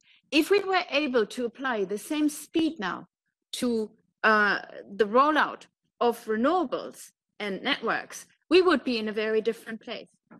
And then maybe final remark on grid planning and the regulatory framework, especially for electricity grids, but in general, we need to allow for a long-term planning. We heard earlier how we're expecting a rise of electricity demand because of electrification of transport, heating, well, through heat pumps and primarily industry. At Agora, we're expecting electricity demand for Germany to go up by more than 50% by 2035. Now, for Europe, it's round about a similar figure. We need planning for the networks and not just have the approval based 5 years. First, Fabienne, and then. No, I think, just a question regarding the 13 billion of subsidies next year for the transportation, the network operators. What is the reason? You have the German government has an answer this week that it will subsidize next year 13 billion euro for networks operators. Do you have any idea on the reason? Only for transportation, if I have one in mind, they have also to subsidize distribution. Yeah, I don't have the details of the where exactly and why the recovery funds are distributed in which way. Of course, it's you may be alluding to the German internal transmission bottlenecks that the country is facing. I don't know if this is what you would know. It's just a question. Okay, okay, because this is now not directly linked because I frankly don't know the backgrounds. Okay. But of course, Germany in general has to ask the question about how to deal with its transmission bottlenecks. And we've seen a debate starting even on price zones in Germany. We haven't analyzed this in depth, so I don't dare to give an answer, but the analysis needs to happen. Okay, thank you. And now, very shortly, Johan, because we are a bit. I'll be very short on this, but I'd like to address the question here from the audience on the grid side. And it's, I think, in this case, it's of course about using synergies between grids and so on. But it's a slow business, the DSO, which means that it's not really quick on uptake on new technologies. So from that perspective, and I mean that's due to the tariff structure and everything like that and the regulating, but still there's a lot to do on the grid side that can actually increase the capacity on, I would say, on all voltage levels in the grid actually, if you are a bit more open to different type of tariff structures and what type of services you could push to the customers and so on. So I mean that could really speed up the capacity in the grids. Thank you very much for these remarks, for the very interesting insights we had in this panel. It's a question hard to be answered, what we need for the market design, but I'm sure you also found it insightful. Now we'll have to close. You have a coffee break waiting for you, 10 minutes actually. So thank you very much for joining the panel and enjoy the rest of the discussions. Thank you. So good afternoon, everyone. We will start the second panel if you don't mind sitting back. I'm Philippe Bozzi. I'm a partner with Mazar in charge of the energy and infrastructure finance practice, and I will be moderating this panel. It's a pleasure being here. Thanks to Ifri and InnoEnergy for organizing and to the European Parliament for hosting us. So this second panel is about EU industry and its ability to face the decarbonization objectives. And to discuss this, we have a great panel with a nice mix of representatives from core industry players, with infrastructure operators, representative from the European institutions and policy experts. Maybe I'll just introduce briefly all the panel members. So we have Marcela Montilla working at the European Industrial Affairs of RTE, the French TSO. Luca De Micheli, policy officer at the Sustainable Industrial Policy from DG GROW. Hope I got it right. Thank you. Patrick Rombe, who's leading the heating pumps and renewable business unit of Daikin. Marc-Antoine Elmazega, the director of the Energy Center at Ifri. And we have two participants online because this is a really low carbon panel. So we have I see John Les Amis, who's from the head of public affairs at Siemens Gamesa. And I do not see Goran, but I hope Goran is connected. Is there as well? Ah, yes.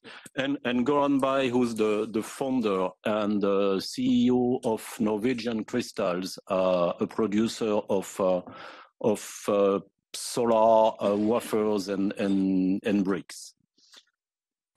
So, I mean, we heard the previous panel and the previous discussions, and there's a very clear message that Europe wants and has to speed up tremendously the deployment of clean technologies, which includes massively investing in clean generation facilities, into storage, into hydrogen, into the grids, into clean mobility, energy efficiency, heatings, and so on.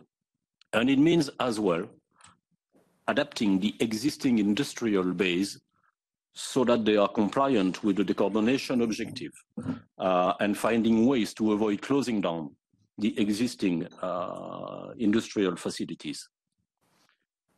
To reach these goals, we heard it from the previous panel, we need to implement new policies, we need to rethink the market design, to change customer behaviors, and that's not the easiest part, develop new type of contracts, and we need to invest hundreds of billions, if not more, into the system.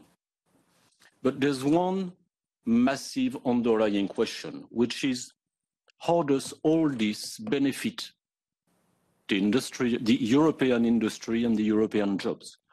Or to put it bluntly, will it benefit the European industry or jobs, or are we doomed to seeing imports from Asia or from the US explode in the wake of the energy transition?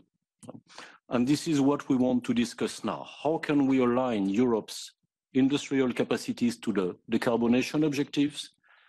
And how do we do this, especially now in the context of rising inflation, political crisis, rising interest rates, which is an obstacle to investment, and in a situation where Europe is undergoing much faster increase in energy prices than competing continents, in Asia or the US. So I will maybe start with Goran from Norwegian Crystal. I will start with him because as an appetizer, Goran, I would like you to tell us what happened with the European solar industry, which is a striking example of things that did not exactly go well. So what happened to the European solar industry? How do we globally, or did we lose it to China? And what lessons can be drawn from this? Yeah, thank you. Yes, I have some opinions on that, as you can imagine, so I will try to share them with you.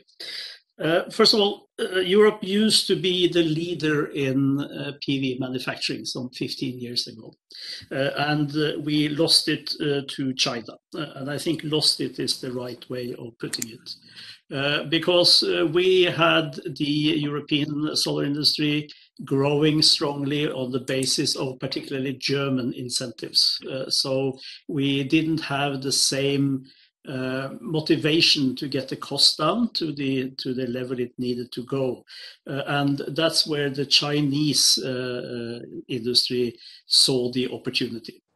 So I think we need to realize that the reason why photovoltaic energy today is perhaps the cheapest form of electricity is thanks to the Chinese PV industry and what they did when they saw how this could be applied. So it has to do with scale, clearly has to do with scale. It has to do with scale so that you have a large value network. It's not only the horizontal value chain that we want to show from silicon through to panels.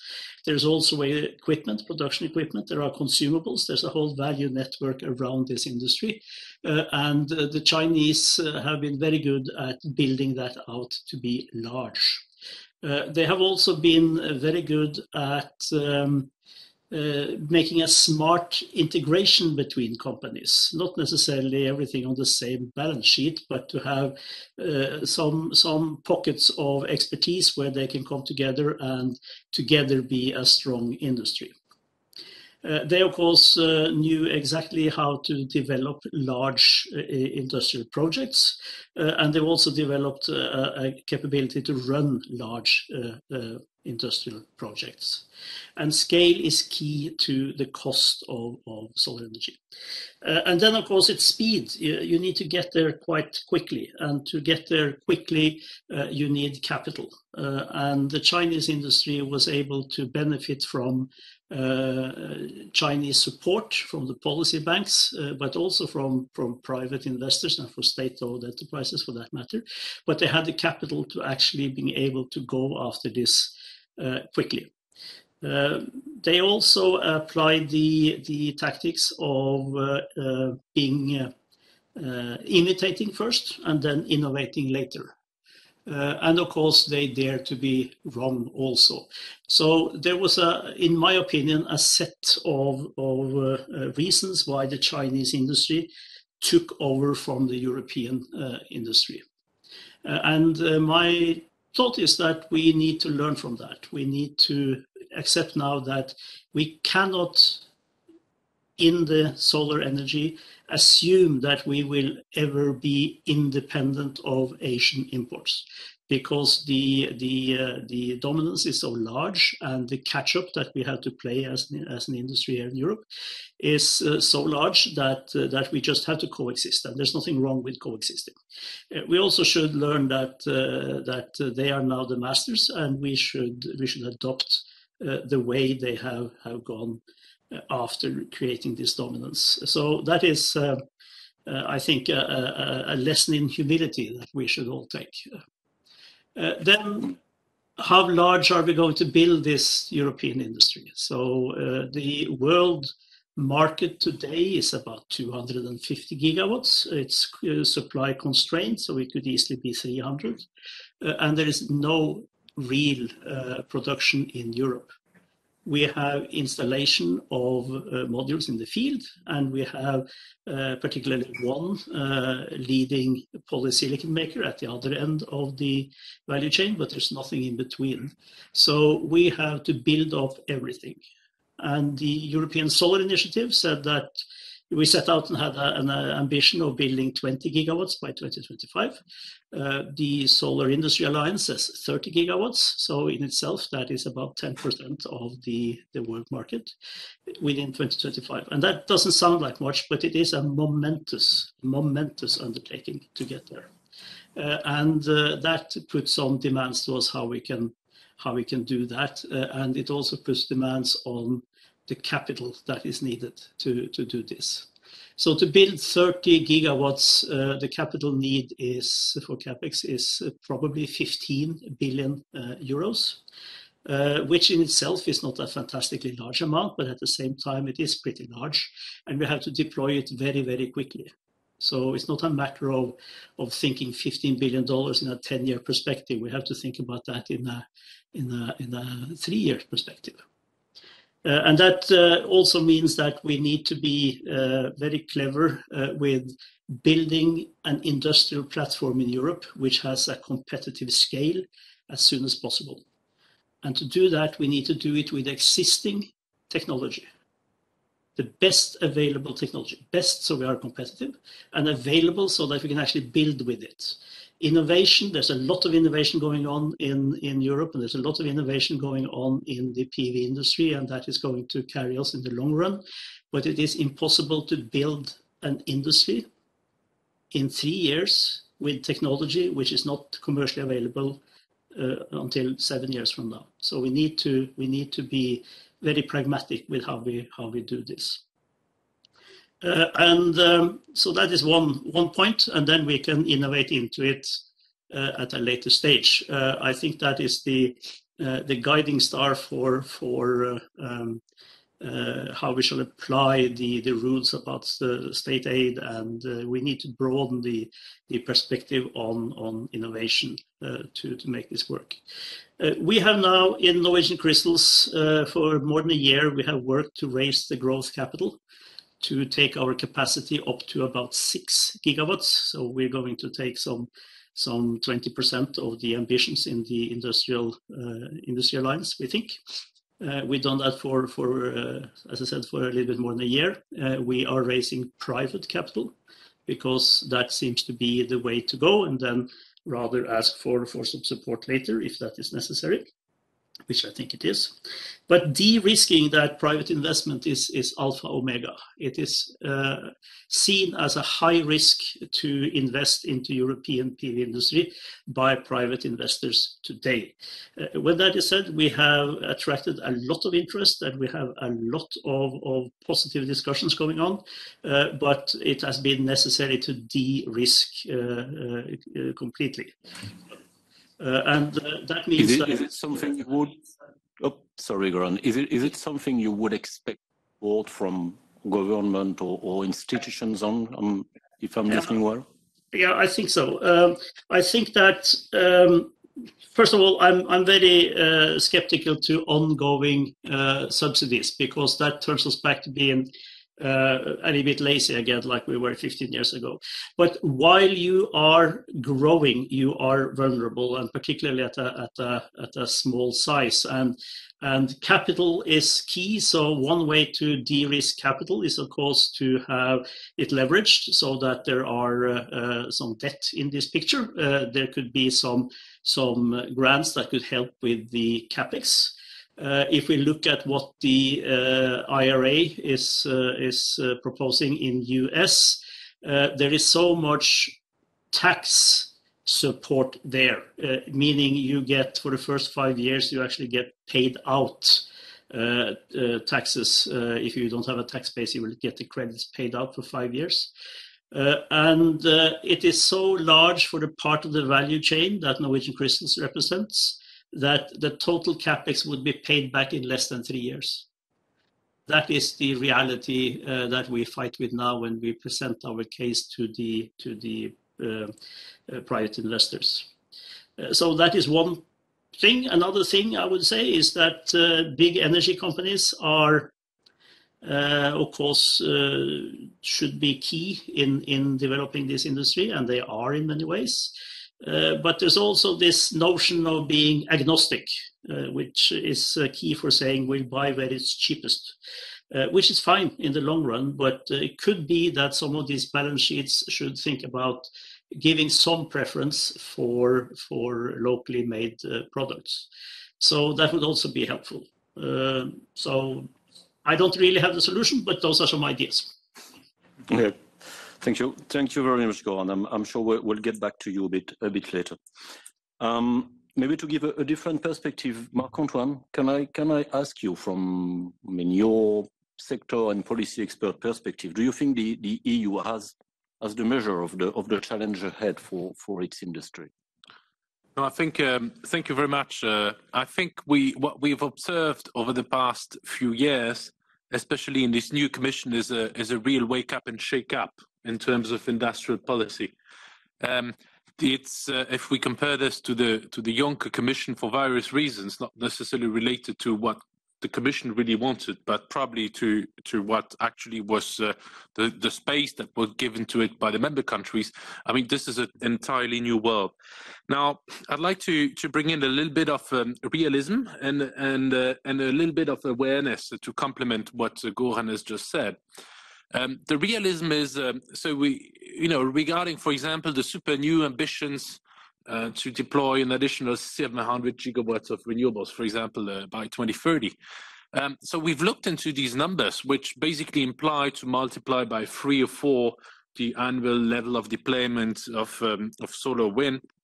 I mean, clearly, there is a possibility that this is not totally unrealistic, because if you look at the investment commitments by our 20 leading utilities in Europe, if you add to that the 5 leading energy majors, well, you come up to something, assuming that, they realize some of that and that they invest, say, 60% of that in Europe. You come to a number which says, well, those 25 companies alone could cover 60% of these additional investments. So it's tremendous because so far they did very little in Europe. They were elsewhere. They were busy with the thermal assets, with the nuclear assets, etc. Now they're going very, very big time in there. And the difference could really be bridged by all the small developers that are doing an amazing job. But the problem is, this is a global competition and the value chains are really under strain. And so we'd like to raise the attention to the fact that, well, this is not the EU making plans in a bubble, but we have 90 gigawatts in the UK alone planned by 2030. We have the massive investment wave in the US that is going to be unleashed. And by the way, what is very remarkable to note is that the rhythm of deployment of renewables is now higher year by year than in the European Union. And I think that should, of course, don't start from the same level, etc. But I think that should really raise our concerns. The second aspect about realism is, I think the new situation we are in shows that, 1 year ago, we assumed that the additional cost of accelerating towards 2030 would be somewhere around 1 to 2% of GDP, right? I mean, now we are in a situation where it's probably going to be around 4% of GDP. And in addition to that, the fossil fuel import bill that we have is probably going to be, over the next 8 years, somewhere around twice as big as what we kind of anticipated. So this is all money that is less available for our transformation and goes to basically our fossil fuel supply. So another challenge I think we have to address. Another point about this awareness raising that we are not alone in this world is really related to what's happening in the US. We were struck when President Trump was elected. We gathered a group of international investors from the Middle East, from Latin America. Well, they were all telling us, and we were really surprised, well, the US is just incredibly attractive for investment. And what I'm really concerned about now, because of the tax breaks, what I'm really concerned about now is that this is a second moment when the US will be incredibly attractive in spite of the strength of the dollar. Simply because, Goran mentioned it, I mean, the tax breaks are just incredible. The condition amazing. And so this really should more than wake us up, it should shake us up. And if we look at the United States, we see a lot of things that are being deployed at a scale that we can only envy and probably will have to catch up, but then probably import the technologies. For example, in the field of electricity storage for the kind of short-term periods, we already have over 6 gigawatts of battery scale storage on the US grid. And the yearly rhythm of installation is about 2.5 gigawatt per year. So it's absolutely tremendous. We are way behind that. Of course, their system is aging, etc., but all the virtual power plant developments that they're doing, etc., bring us certainly in the lead. I'd like to mention also the Defense Production Act, which the President Biden has been authorizing.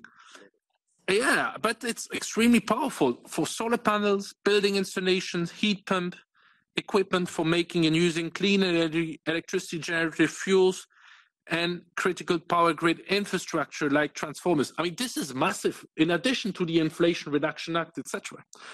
So then there's the Buy American Act and all the protectionist measures. So my point is to say, let's not forget that our companies and utilities are operating globally, and that it might well be that they will invest still a large share of capital and in projects overseas instead of here in Europe.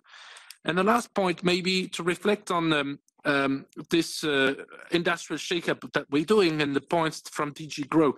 Now we are talking about a global H2 mechanism. Well, why don't we enlarge that as a kind of reaction to this US Inflation Reduction Act plus the Defense Production Act? Why don't we enlarge that to copper, to beyond hydrogen, of course, to lithium, to the refinery segments of that, to low carbon aluminum for wind turbines, of course, to several other critical raw materials and components of the grid. But I think that would be a very powerful industrial policy, and I think that could really maybe change the scale of the developments. And the last point, if you know, or perhaps just two, one last point is related to to go back to the realism, I think we should plan for failure to achieve our objectives. And what does this imply for the future of our energy system? What happens if we are just at 60% of the targets we've set for 2030 in terms of energy security, in terms of affordability, in terms of greenhouse gas emission reduction, in terms of infrastructure that we need? And last point, I cannot but agree with the point that was made that we should not seek independence, but resilience and still remain open. Thank you for your attention. Thank you very much, Marc-Antoine, and you've been quick. I'm impressed. Maybe we'll move to you, Patrick. Still a different area. I mean, I just remind you're heading the Daikin heating and renewable business unit in Europe, and heat pumps are really one of the key pillars of the transition. If I got the figures right, at the moment there are between 1 and 2 million heat pumps deployed in Europe per year, and the target at relatively short term is maybe four times more. 5. Yeah. Same questions for you. I mean, first of all, where do you stand at the moment in terms of European industrial capacity? Do you face any major issue on the supply chain, especially in the context of the recent crisis? And what would you expect to develop further? Because I believe you need massive investment to meet the objective. So what would you expect to be able to grow up and follow the pace? Okay. Thank you also for the invite, and actually a pleasure to be here. In fact, today I'm wearing 2 hats. I'm also a board member of the European Heat Pump Association, which is grouping not only manufacturers, but also component manufacturers, research institutes, whatever, that are working around creating a sustainable decarbonized heating system for Europe, of which heat pumps are an important part. And I'm also a business leader at Daikin, one of the key manufacturers for heat pumps in Europe, to stress that. And indeed, the point is that the market today is estimated at around 1.5 to 2 billion. It's expected to go up to 4.5 by 2025 and to 14 billion, sort of like by 2030, if we go to full decarbonization. Taking into account that today still, roughly speaking, 7 to 8 million gas boilers are installed per year in Europe. And this is basically what we are having as a mission. To decarbonize a large part of that will be able to be done with heat pumps. Another point, obviously, where to produce these heat pumps. I think there is a similarity with what the previous speaker was saying on sorry, if the people connected online could mute their microphone, please. Sorry. Thank you. The very big difference with the PV industry is that hydronic heating, especially in Europe, we heat by radiators or we heat by underfloor heating, which means we use a water distribution system to actually provide that heat to those units. This is typically a European situation. Europe is the leading market also on that, even with the boilers. And I think this is driving why most of the manufacturers are starting their investments in Europe. Not only the, let's say, historical heating manufacturers, which have been here for many decades, but also more and more international companies like ourselves, but like other ones as well, that have recently started and announced quite important investments in Europe to actually bring production of heat pumps to Europe. The main part of that being that to some extent, it doesn't really make sense to import these things from Southeast Asia because you are importing an awful lot of empty space. You are importing tanks, which take a lot of space on boats. And with today's transport prices, that's basically just not economical anymore. So we do have a certain resilience there inherent to the market. And for ourselves, I can speak that we've even decided recently to build a new R&D center in Ghent, just a couple of kilometers from here, which actually will be the knowledge base for heat pump business globally. So we're actually trying to expand it from there and push it further into the other markets. So my message is really that there is a very big chance that we can build this market. We've seen over the last 6 months, investments to the level of, I estimate, 3 to 3.5 billion already by the major manufacturers in Europe. This is disregarding all the small manufacturers. In total, we estimate there's about 170 manufacturers in Europe today. If you take the 10 to 15 largest ones, they have committed for more than 3 billion investment already. So this is definitely taking shape. The point that we're looking at is really, and I would like to just summarize it in 5 main points. It's creating trust in the long-term ambition of the Commission and the targets. I think this confidence is there because the companies are starting to invest. There is an issue, and this was also in the previous panel, about making sure that clean heating is also economically the most affordable way of heating. And this is unfortunately not the case in all the countries, namely in Belgium, for example. I think another part is also to avoid, I would just call it disruption due to changing legislations and over-regulation at some times. Most important also is focus on skill development. Heat pumps do take more time to install than traditional boilers. So we do need to develop the installation skills to make that happen. And at our side, as manufacturers, we need to continuously focus on further development. So that's why the support on R&D, which is there today in most countries and definitely is helping a lot of us to develop, will allow us to further develop the heat pumps in a smart way so that they are integrated. Grid, we mentioned that before. Heat pumps can play an important role in that. If you just think of the hot water preparation, you can do that anytime. So it's just a matter of making sure you have a smart connection to the grid with dynamic tariffs to actually also make that, again, economically interesting for the customer. And we can make sure that this is happening in an automatic way. That's not a problem. So it's really those 5 points that we would like to highlight. Within EHPA, we've sort of like summarized that as we're calling it a heat pump accelerator to really focus all the efforts together to make sure that this big task, which is there, is kept on track. The focus is there, and we can continue the development. Right. Many thanks, Patrick. It's very clear. I just have one question or one clarification. When you say we have to make sure that clean heating is economically viable, how do you achieve that, or what do you need? But the main issue we face today is that in most of the member states, the gas to electricity price is very unbalanced. As in, it's still take Belgium as probably one of the key examples. It's still far more for an end user, private end user. It's still far more economically feasible to run a gas boiler than to run a heat pump. Because of the way the tariffs are built, the way the surcharges are there on electricity, not on gas. So gradually over time, this is being balanced. We have markets, member states, take France, where this difference is a lot smaller, and you can easily see the influx of heat pumps in that situation. We've seen changes in Germany, which have created a massive take-up as well over the last couple of months. So I think it's clear what needs to be done. It just needs to be implemented market by market. Thank you very much. Maybe we'll continue with the industry, and we'll switch to John from Siemens, if he's with us. I am with you. Yes, thank you very much. Okay. I'm not sure we can see him. It's because there is an issue. But okay, you're here and we can hear you, John.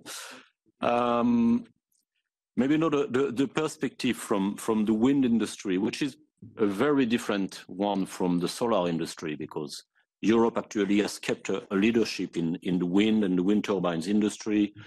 Basically, half of the top 10 producers in the world are European. So maybe you will tell us why it is different from solar. But my key question is actually understanding the current situation. The European wind industry is in a paradoxical situation. You're a world leader. Your home market, Europe, is exploding with an ambition to install over about 40 gigawatt per year, which is more than 3 times what we're doing now. And in the same time, we understand that almost all the players in the industry are struggling and facing major issues at the moment. So it would be interesting understanding why and what you would need or what you would expect to move away from that situation? Well, thank you very much. I don't know if you can see me, but I guess that it is much more important that you listen to me rather than see me. So we see you as well, John.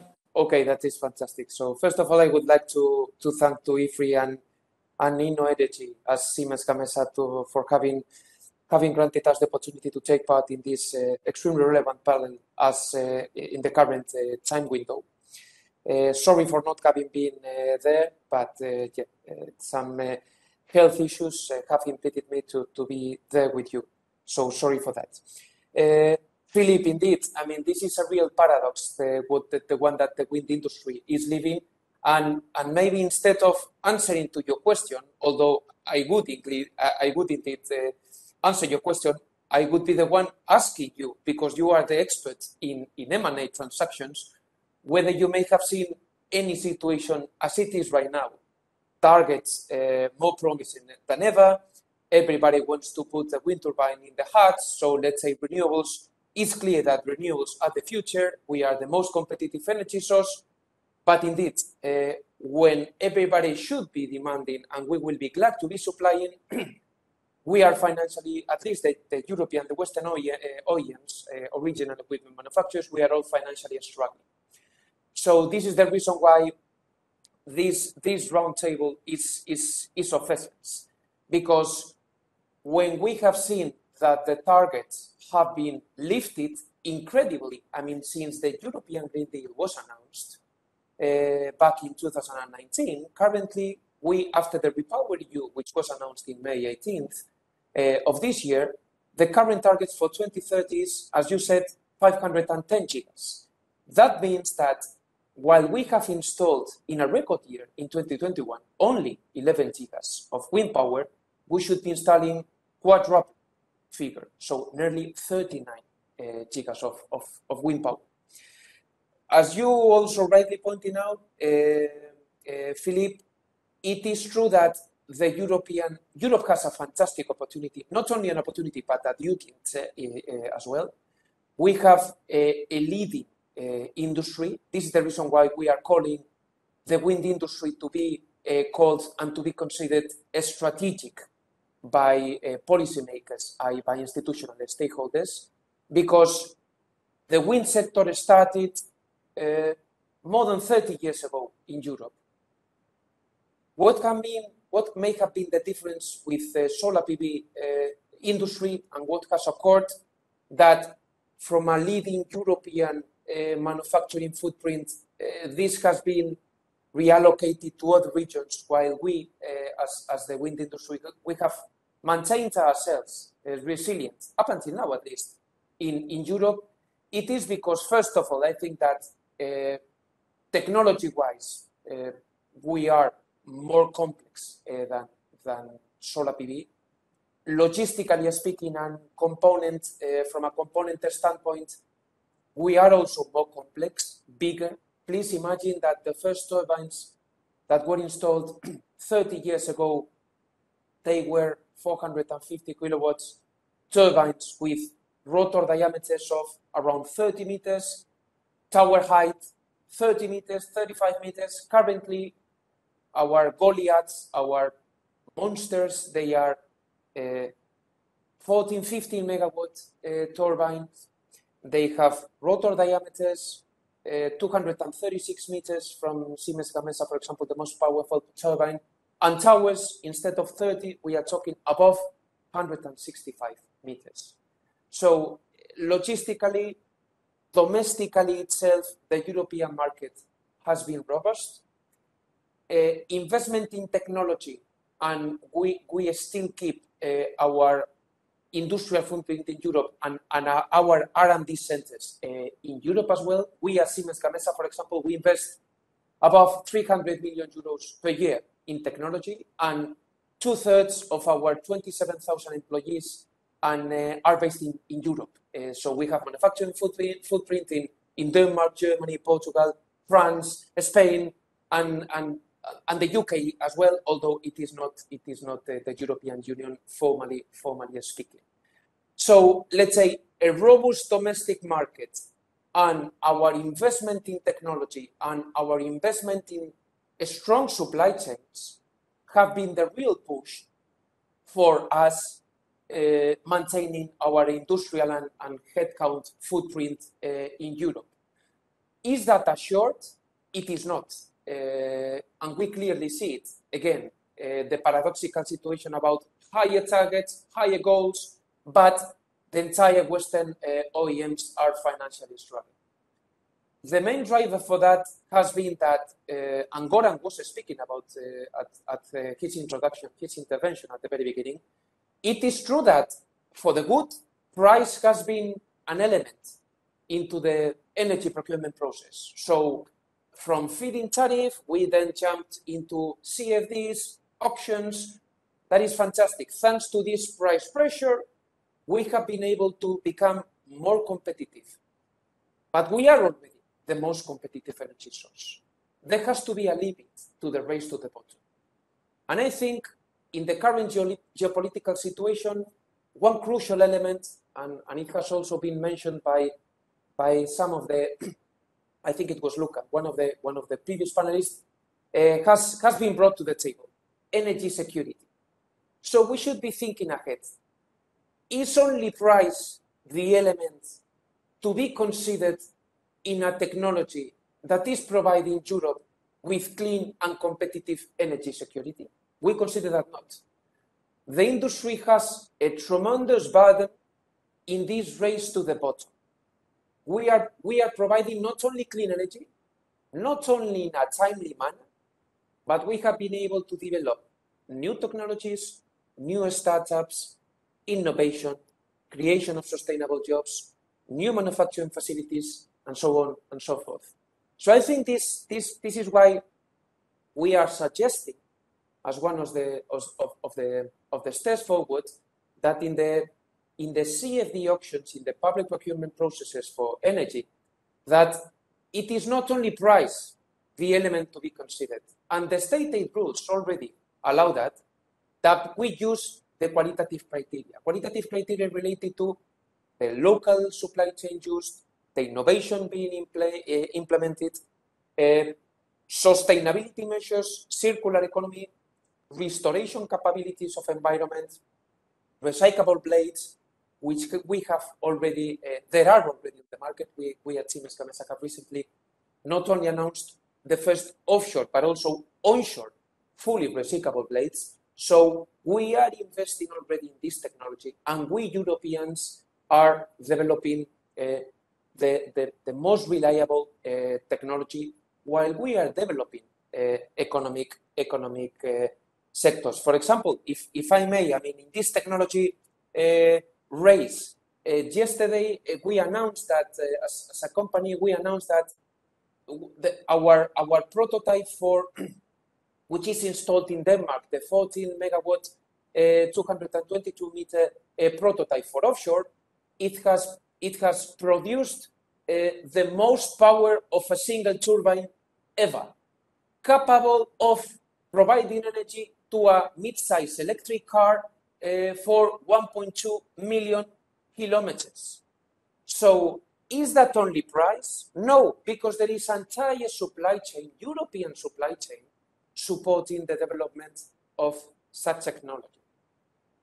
On the way forward, if I may, I would like to provide you with a bit of flavor on what we think that institutions and policymakers can support us. We have recently produced also a white paper where we are specifically tackling the current situation of the industry, how we should be considering the industry as an strategic sector, and the 5 points could be: the first one, that we have to turn targets into the real markets. By lifting from 430, 480, 510 gigas by 2030, we may applaud, but if only price is the driver, there may be an awareness, and there may be a risk that European wind turbine manufacturers would not last forever to make the European Green Deal. We have another element. On top of institutions have a lot to support in accelerating permitting, because you may have on a PowerPoint the target of 510 gigas. But if instead of 39 gigas, you are only per year, you are only capable to deliver 11 gigas, that is not enough. Goran was speaking about the appetite, the investment appetite in renewables. I think that there are bulk amounts of money to invest in renewables specifically. But if there is no matching between the investment appetite with the pace that the project should be delivered, this mismatch is impacting on the industry because we are the ones having to procure in advance, having to deliver and to develop the local supply chains. We also rely on global supply chains, and this is extremely important, accelerating permitting. The second element that we would like to tackle is that we have to manage, again, price risks. We have seen tremendous inflation impact, and we are calling also inflation to be included, inflation indexation to be included in CFD auctions, while also institutions for stabilizing the supply chains, they could foster entering into trade agreements, considering that we are relying on global supply chains, although we know that local supply chains should be developed also, because we are just thinking in the current capabilities, having installed 11 gigas, while there could be room for everyone, as we will have to invest for 39 gigas to be installed per year to achieve 2030 targets. We have to support domestic innovation and foster technology competence, and this should be included in the qualitative criteria I was referring to. As a fourth element, we should be calling for European institutions to foster a level playing field. Goran was mentioning at the very beginning, which may be one of the root causes for a reallocation from the solar PV industry from one leading region to another region. I think we should be comparing peers with peers. There are tax elements. It is the CBAM, the Carbon Adjustment Border Mechanism. There are tax incentives. There are many, you have mentioned also the IRA, the Inflation Reduction Act in the US. There are many policy instruments that could foster a clean energy transition while protecting and fostering a local supply chain and industry. And last but not least, the last comment. John, yeah, if you have a last point, because we still have two participants. No worry. The last comment would be the consolidation of the industry as a strategic industry, as in the sense of accessing much more to public funding. Horizon Europe, Innovation Fund, Repower EU, and Next Generation EU. It should be allocated much more to the industry if we are a strategic industry. Thank you very much. Thank you very much, John. We'll move now quickly to you, Marcela, from RTE. So I remind the French TSO. I'm actually interested in your views from two angles. First of all, as a TSO operator, you are one of the key elements of this energy transition, and really, I would like to hear from you quickly if you think that the European grids are ready for the transition, and if they are not, what is missing? Good afternoon, everyone. Yeah. Sorry. Good afternoon, everyone. So first of all, Olivier Garabet has just a last-minute difficulty, so that's why he's not be able to be here with us today. So I'm trying to do my best representing him and RTE. So the first thing that I must say is that we think that the power grids, we are ready to integrate the first stages of renewable energy projects and electrification uses. We have an RTE published several number of reports that, for example, conclude that we're very capable of handling more than 10 million electric vehicles in France. We had also published our 10-year development plan as year in 2019 that has been approved by the regulator and the Minister of Energy with a huge investment of 33 billion euros that is going to be invested in the following 15 years, because we need to replace some infrastructure. Just a reminder that we have infrastructure that has been built just after World War II. So this is infrastructure that normally lasts around 60, 70, and sometimes 8 years. So we are ready to improve, to prepare this, to integrate these first steps. And now we're not only having these investment plans, but also we're strengthening the capacities in our companies to deliver in terms of skills, because as Marc-Antoine has mentioned, there's not something that is going to be easy. And we need people, very high qualified people, to deliver such as ambitious infrastructure projects. So this is the first thing. The second thing is that normally as TSOs, we're very concerned about where we buy our products and services. So around 90% of our purchases are made here in Europe. So we are very sensitive of having an European industrial capacities to match our needs. But the main concern is that today we are willing to have an industry that can provide the tremendous volumes that we need to deliver energy transition. And we're not alone in this path. So this is something that is not only happening in France, it's also happening in the Netherlands, in Italy, and so on. So we're really concerned about this. This is not something about new. We have been working RT in this foresight reports in the materials that we need for energy transition for about 10 years.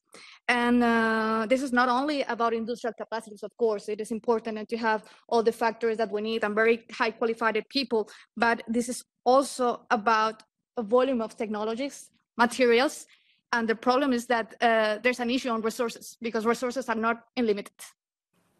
So today we have, we're experimenting these current tensions that are very difficult to handle, but I think that in the future it's going to be more difficult to handle them. So we're trying to figure out that we have today the technologies that we need to start delivering energy transition, but we're not sure that we have today all the technologies that we need by 2050. So just to mention, we're just relying on two things. So the first one, current technologies to start delivering energy transition. And then when the future technologies that we will need to tackle Green Deal objectives by 2050. And a big concern is about resources. So we think that this is something that we cannot tackle alone, that we need to work with a very coordinated approach in a very collaborative way with all the industrial ecosystem players. So that's why we have initiated an industrial alliance with some European TSOs, because we are aware that we can exploit our synergies to face these common challenges that we have today. So we have launched an industrial alliance to improve Europe's openness, strategic autonomy, speed up green transition, and of course, reinforce clean energy industry resilience. So this alliance includes 4 axes. So each TSO is free to join 1, 2, 3, or all of them, depending on their interests. So the first initiative deals with greenhouse gas, especially SFCs, because as TSOs we have some applications that, such as switchgear, gas-insulated lines and substations that use these SFCs gases. And we see that there's a current evolution of F-gas regulation, and therefore we're trying to anticipate which are the capacities that we need to have reliable and economical solutions, and if we have a reliable European industry to deliver them. So in this topic, everyone is moving forward, but in a very dispersed way. So what we're trying to do is to have a better coordination between TSOs in a very concrete way. For example, sharing information about all of these testing technologies, to learn about the results from the pilot testing from other TSOs. Maybe why not thinking about recognizing the testing results from another TSO, in that way we can get some time. Also, we're trying to align some requirements because it is important to give visibility and predictability to manufacturers. So, for example, if we massify our needs, that could be a factor of acceleration so that the manufacturers can invest in more manufacturing lines.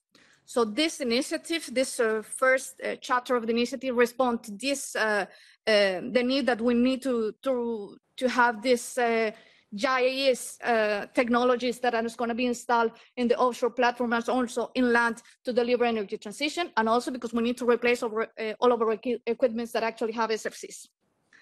The second alliance that we have is also works in the same purpose, but it concerns high voltage power cables, either underground and submarine, because these cables are needed for long distance transmission. So here, one of the main concerns, again, is resources, in particular copper, aluminum, and insulation, that is basically a component that comes from oil. So we're trying to address there two questions. So the first one, so how can we foster recycling circuits? Because we need to recover some materials. So this is the first one. And the second one is if we can have maybe medium and long-term R&D perspectives regarding these insulators. So the main objective of this is because we need to avoid project delays that could not stop energy transition. The third initiative, so the aim is to encourage more high-value circular solutions. And this, in a way, could foster job creation in Europe and also strengthen industrial capacities. Because today, the idea is to have a framework that really allows us to value what is produced in Europe. This is something that our colleague from Siemens has mentioned before. So the idea is, besides technical considerations, we need to integrate other types of criteria when we are buying. And the idea is to develop a common framework and methodology and tools, for example, with CSR, corporate social responsibility, multi-criteria grid. That means that we need to evaluate other aspects of sustainability in a product design, recyclability, rate of recyclability of resources, the rate of recyclability, and of course, the social dimension. The social dimension, it could be the added value that we create in Europe because we are fostering jobs, and also because we will really need to develop resources. And for that, we cannot forget that it's important to not become complice of some of the violations of nature in other countries, or for men and women who works in different conditions that are not shared by Europeans. We're also very sensitive about this issue about sovereignty or European strategic autonomy, and the importance to have this value chain resilience that was mentioned by Marc-Antoine. So the fourth initiative, we're trying to analyze some of the critical strategical grid components to identify potential vulnerabilities and to see if we have strategic dependencies to foreign countries that could have some geopolitical tensions. So that can help us to identify some pathways to solve this kind of problem. So for example, we're going to analyze power electronics, and the main component of power electronics is converter stations. And these are mainly produced in Asia. So even though we have important players here in France and Germany. So the idea is to work in these topics with DG Growth teams, and maybe in the same model that has been used, for example, from batteries, we could work on these vulnerabilities and try to identify what is the meaning of having an electrical continent in Europe. What are the needs? What are the possible bottlenecks? What are the skills that we need, and how we can find some levers to figure out these solutions.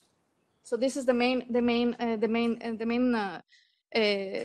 strategic tools approach that we are dealing now in the short term, and in the midterm, we're also thinking, as I mentioned before, that sometimes technology needs to take into account not only technical performance, but also environmental performance. So this is something that we are working on about 10 years with Ceballos. The Ceballos is the European Center of Excellence of Biomimicry. So biomimicry, just in a few words, is innovation inspired by nature. So the idea is that we need to develop technologies and solutions with a more systematic approach. That means that we need to take into account not only technical, but also environmental performance that are compatible not only with energy transition, but with ecological transition. That means that sometimes we can mutualize some means with other industrial actors to try to have a portfolio of different technological bricks that could help to identify some of the main properties that are observable in biological systems to inspire the future technologies. Because as I said before, we don't have the resources necessary. I think that all for delivering these ambitious goals in energy transition. Great, thanks a lot, Marcelo. Luca, I will turn to you and listening to the various participants, and I'm sorry because you're the representative of all the institutions as one, but somebody earlier mentioned the Aladdin lamp, but we need an upgraded Aladdin lamp with more than 3 wishes actually, because if I'm trying to summarize what has been said in terms of expectations of how the environment could be improved, we need more visibility and long-term and stability in policies. I understand there's a strong request for public procurement that would not be based on price only, but on other qualitative criteria. There is a need for support for research and development, obviously, for improvement and development of workforce, simplification permitting,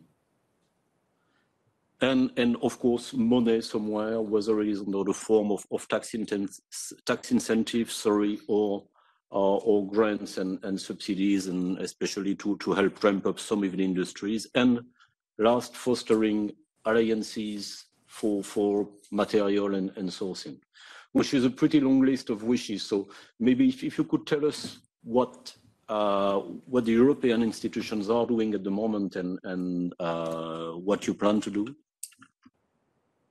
Yes, with pleasure. Good afternoon. Actually, in fact, the conversation has diverted a bit from what I had understood would have been the focus of this panel. We have touched many points, mainly related to the renewable energy or related industries. Whilst we should not forget that there is also another very important component of the industrial, those industries that rely upon and need green and cheap energy and currently are struggling to survive. And this is also where the renewable energy should be for. We have started talking about photovoltaics. I would take all photovoltaics and wind all together. Because I always like to remind that when we talk about renewables, wind and solar photovoltaic mainly provide electricity. Then there is another very important part of the renewables that is more suited for heating and cooling, and we go through that in a while. But Stefano Soro previously mentioned the Industrial Solar Alliance. This is actually being established to reshore and actually to reestablish a European manufacturing leadership in Europe, and this is the key ambition. Whilst for wind, we are, as has been said, in a opposite situation. So we have a very strong leadership in the manufacturing sector, really leading at global level, that is nevertheless struggling. So for these reasons, we are we already put in place a series of measures. I have received and read with attention and also discussed recently with colleagues from Siemens Gamesa, their paper, the recent position paper. There are two main things to say. First of all, Stefano, my colleague, this morning was in a trialogue to discuss the revision of the RED directive that already contains a series of actions. But My colleagues are also directly working on permitting, and we expect very soon this to be put in place. Whilst we have also started an action on auctions. So there are two main bottlenecks identified to deploy renewable energies. One is on facilitating permitting that is difficult for a series of reasons. And we think that we have identified already 80 bottlenecks in procedures, in permittings that are being addressed systematically to be solved as soon as possible. Secondly, we have an issue with auctions only based on price. And here I connect also photovoltaics. It's been said previously that we have lost the competition with China because of price. Actually, we have then doing that on wind, so bringing price low and low. This has allowed to keep the energy, the renewable energy, to make it very cheap. This enabled also the deployment of more renewable energy. But on the other hand, now we are at the point in which the manufacturing industry is not able to cope anymore. So we have to work on a different type of auctions that are based on so-called quality criteria also. This is allowed by the EU legislation. There is already the possibility to have a 30% maximum on environmental criteria, but there are also other quality criteria that can be included, so we cannot exceed this 30% limit. We are working on guidelines. This is very tricky, nevertheless, because when a public authority has to evaluate a bid, if this bid is only based on price, it's very easy to say, yes, you have won, and it's done. Otherwise, the risk is that someone might appeal against the decision, and this can delay further. That is exactly the opposite that what we want. But indeed, the EU industry has to keep strong factors. One is technology, as has been already said. We are leading globally on innovation. Secondly, on environmental criteria, and that's why we are also working on recyclability and circularity of including eco-design of the components to be included into this quality criteria. As for international competition, it's the inflation is certainly not just a wake-up shaking all of us. On the other hand, we have to take into consideration that is largely based on local content. What does it mean? That tax reductions are applied for those who manufacture or who source products extracted or manufactured or built in the US. This is something that we can't do in Europe. We are studying it. In Europe, we have a different approach. In the European Union, we have the state aid. Nevertheless, we also have other actions in place. One is the Raw Materials Act that has been announced, and there is a public consultation ongoing at the moment. The Raw Materials Act also will foresee very likely the possibility to also stockpile raw materials. Because we want to be energy independent. On the other hand, we are depending on the import of components and raw materials. We will always be a bit dependent, but certainly we have to be able to at least control a bit more the markets. So stockpiling of raw materials has been identified, and one possibility to control the skyrocketing price of specific critical materials. We also don't have to forget that we are the most densely populated continent, and therefore it's always a bit more difficult to do whatever type of installation on our land. Also, the single market emergency instruments was launched 3 weeks ago. The single market emergency industry, and I always discuss when I meet the colleagues from the various renewable energy sector, that we need specific information on import flows. because some are protected by secret markets, the secrets of the markets, that's logical. But for instance, when the war in Ukraine exploded, the Commission was mobilitated, tried to understand what were the implications also on the sanctions put on Russia.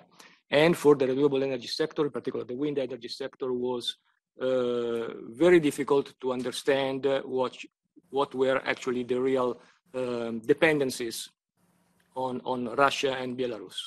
And the single market emergency instrument also foresee that the Commission, in case of an emergency, can put binding requests towards the industry to get this type of information. This is actually a measure to protect the European industry rather than the very last point, and then I close. Let's not forget heating and cooling. There are, whilst solar photovoltaic and wind are very much supported, also supported by a strong industry behind, we also have biomethane and geothermal energy that must be pushed forward. Geothermal energy is also essential for deployment of heat pumps, installation of heat pumps, and is absolutely the one that is probably most lagging behind. And I believe that every single molecule of methane that is saved and used for energy-intensive industries is very important at the moment. Whilst biomethane is finally starting, in France, where there is a very advanced regulation, already 3 biomethane plants per week on average are being installed. And biomethane has the potential really to substitute a large percentage of natural gas and is immediately available on the grid for energy-intensive industries.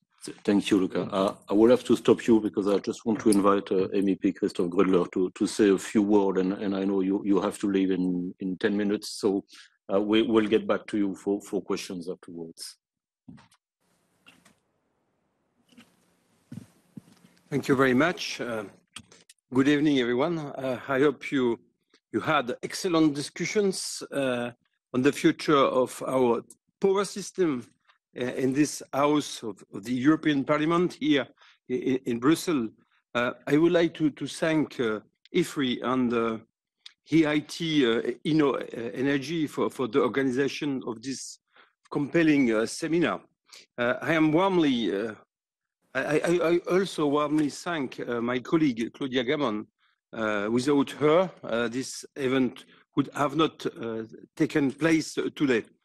Regretfully, my agenda did not allow me to follow the whole debates and discussions, but I received some key messages which I think go online with my work at the Parliament.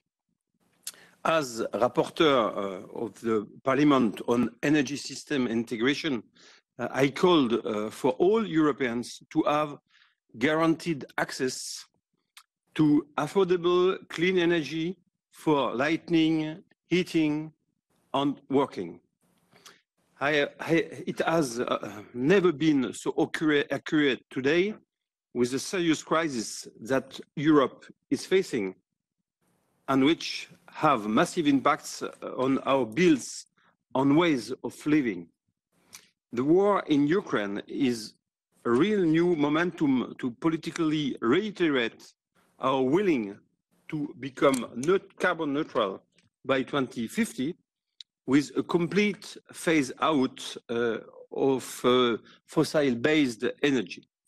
This is a strong political statement that the EU needs now to make it concrete. Since the beginning of our mandate, the Parliament has voted key texts that participates to the massive reform of our energy system. MEP Gamon was at the heart of the negotiation on 10E, with a key priority for Europe to be fully connected, enabling an industrial deployment of energies that are clean, sustainable, and affordable. Today, the Parliament actively works on the adoption of the Fit for 55 package, including the revision of the Energy Efficiency Directive, the revision of the Energy Building Performance, and the revision of the Renewable Energy Directive.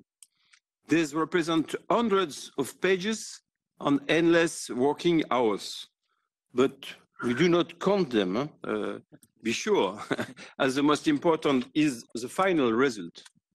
We need a market that is fossil-free, cost-effective, and efficient. Efficient because, of course, the best energy is energy we do not waste. As shadow rapporteur for the revision of the Renewable Directive, I have pledged for more renewables in our system. I also intensively worked for better support for innovative technology, for the storage and flexibility, on stronger certification schemes. I am very much satisfied with the overall position of the Parliament's position voted last month on RED. However, I would like to share with you today two great concerns, I can say, with direct impacts on the power system, on our climate ambition. First of all, the direct inclusion of new criteria for RFNBOs in RED 3. We are now close to have found a compromise on the delegated act with the Commission after 2 years of negotiation. The new criteria weakens the negotiation process if it does not require to start it over again. And we all agreed that industry needs investment security and very quickly. The second, renewable and fossil-free hydrogen needs to be produced in a sustainable manner and at a domestic level. It is what I think. We need to trust our industry's capacities by investing first in Europe and not on international projects. This statement goes as well for the hydrogen bank announced by President Ursula von der Leyen. This money needs to be invested on domestic production first. I strongly believe that import should not be an option A nor B for Europe.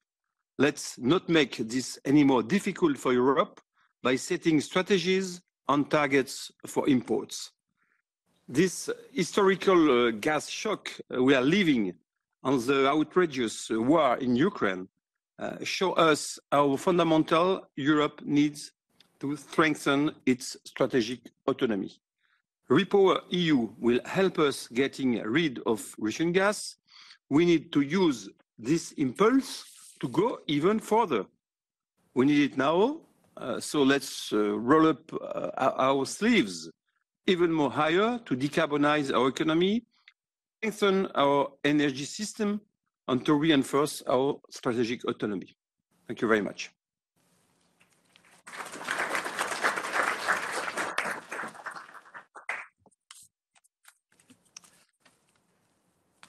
Do you have, thank you so much. Do you have time for questions, maybe 5 minutes? Maybe 2 minutes, but if we can stay in touch with my office if you want so. But anybody has a quick question? If there's one question for MP Grudler, then, or maybe it's going to be. And if I have not the full answer, we stay in touch and we'll give you the answer later. But okay, so could you perhaps just elaborate a little bit on the additionality criteria and how that discussion is going, because it's fundamental. I mean, at least there's a big split in the EU. Many want to import hydrogen and byproducts, and many indeed want to produce it here. So where is that going? Additionality is also an issue because we vote with 4 voices ahead an amendment with very strange. This amendment explained that in a country when you have more than 50% of renewable energy, you can produce hydrogen and it is renewable. Then you can produce hydrogen from gas, natural gas. You can produce hydrogen from petrol. No problem, it's renewable because in your country, you have more than 50% of renewable energy. It's a real nonsense. For additionality, my own point of view is that to make the market start, we don't need additionality. I think if you want to have factories of electrolyzers, if they are waiting for new photovoltaic, new wind turbines, they will wait a lot of time before selling their products. That's the reason why I think that in order to make the market start, first we don't need additionality. Maybe later, when we need to have more and more electricity, it will be very important to say, okay, now let's use a new way of production in order to develop, for example, hydrogen production. But first, at the beginning, for me, the faster we start, the best it is, and the faster we start, of course, with electricity of the network, maybe with some rights on wind turbines who are still installed, but not additionality, pure additionality now. I think we have to find a middle way between what is voted on red and on the different file we have on it. Thank you so much for coming, and thanks for joining us, Christophe. If you want, you can, all of you can meet my office if you have any question about those files, as I am a little bit specialized on energy. If you have some question, it will be a pleasure for me. Thank you very much, and sorry to have to move. Huh? Thank you.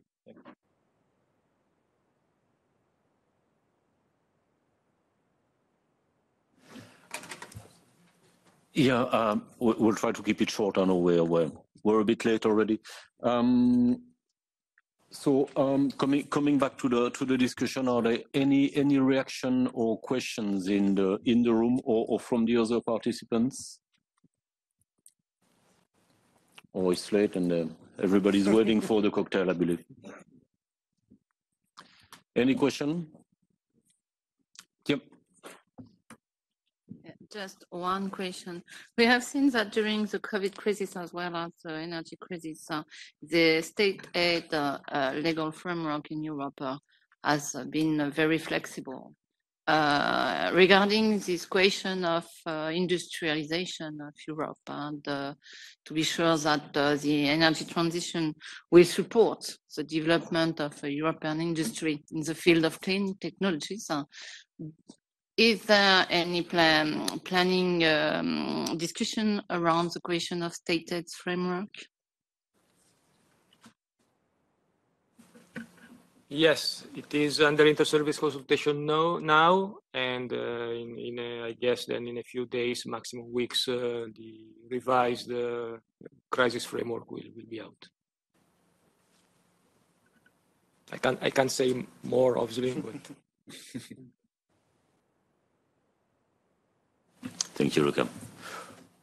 Well, if there are no more questions, and we're already past the expected time, so thanks again to all the participants. I mean, those present and those online. And I don't know, Marc-Antoine, if you want to say a few closing words. Yes, absolutely. Many thanks, Philippe Bozier, for your moderation. Many thanks for this panelist, for all of you who followed the discussions today. I'd like to come up with two information. The first is that we would like InnoEnergy and Ifri would like to invite you for closing a drink at Place du Luxembourg. When you exit the Parliament area, say it's on the right, it's called Westerbar, and you're most welcome to join and have a drink with us there. And the second is to warmly thank again all those who have made this day possible within the InnoEnergy team, of course, within the Claudia Gamon's team, especially Lars Ritter, and within the Ifri team, that is Dimitri, that is Leah, that is Diana. And we all wish to welcome you soon again in Brussels as we can restart our in-presence meetings here. And we also congratulate all of you, I think, for your extraordinary dynamism and mobilization to try to accelerate all our processes in these difficult times. So thanks to all, and wish to meet you all again soon. Thank you.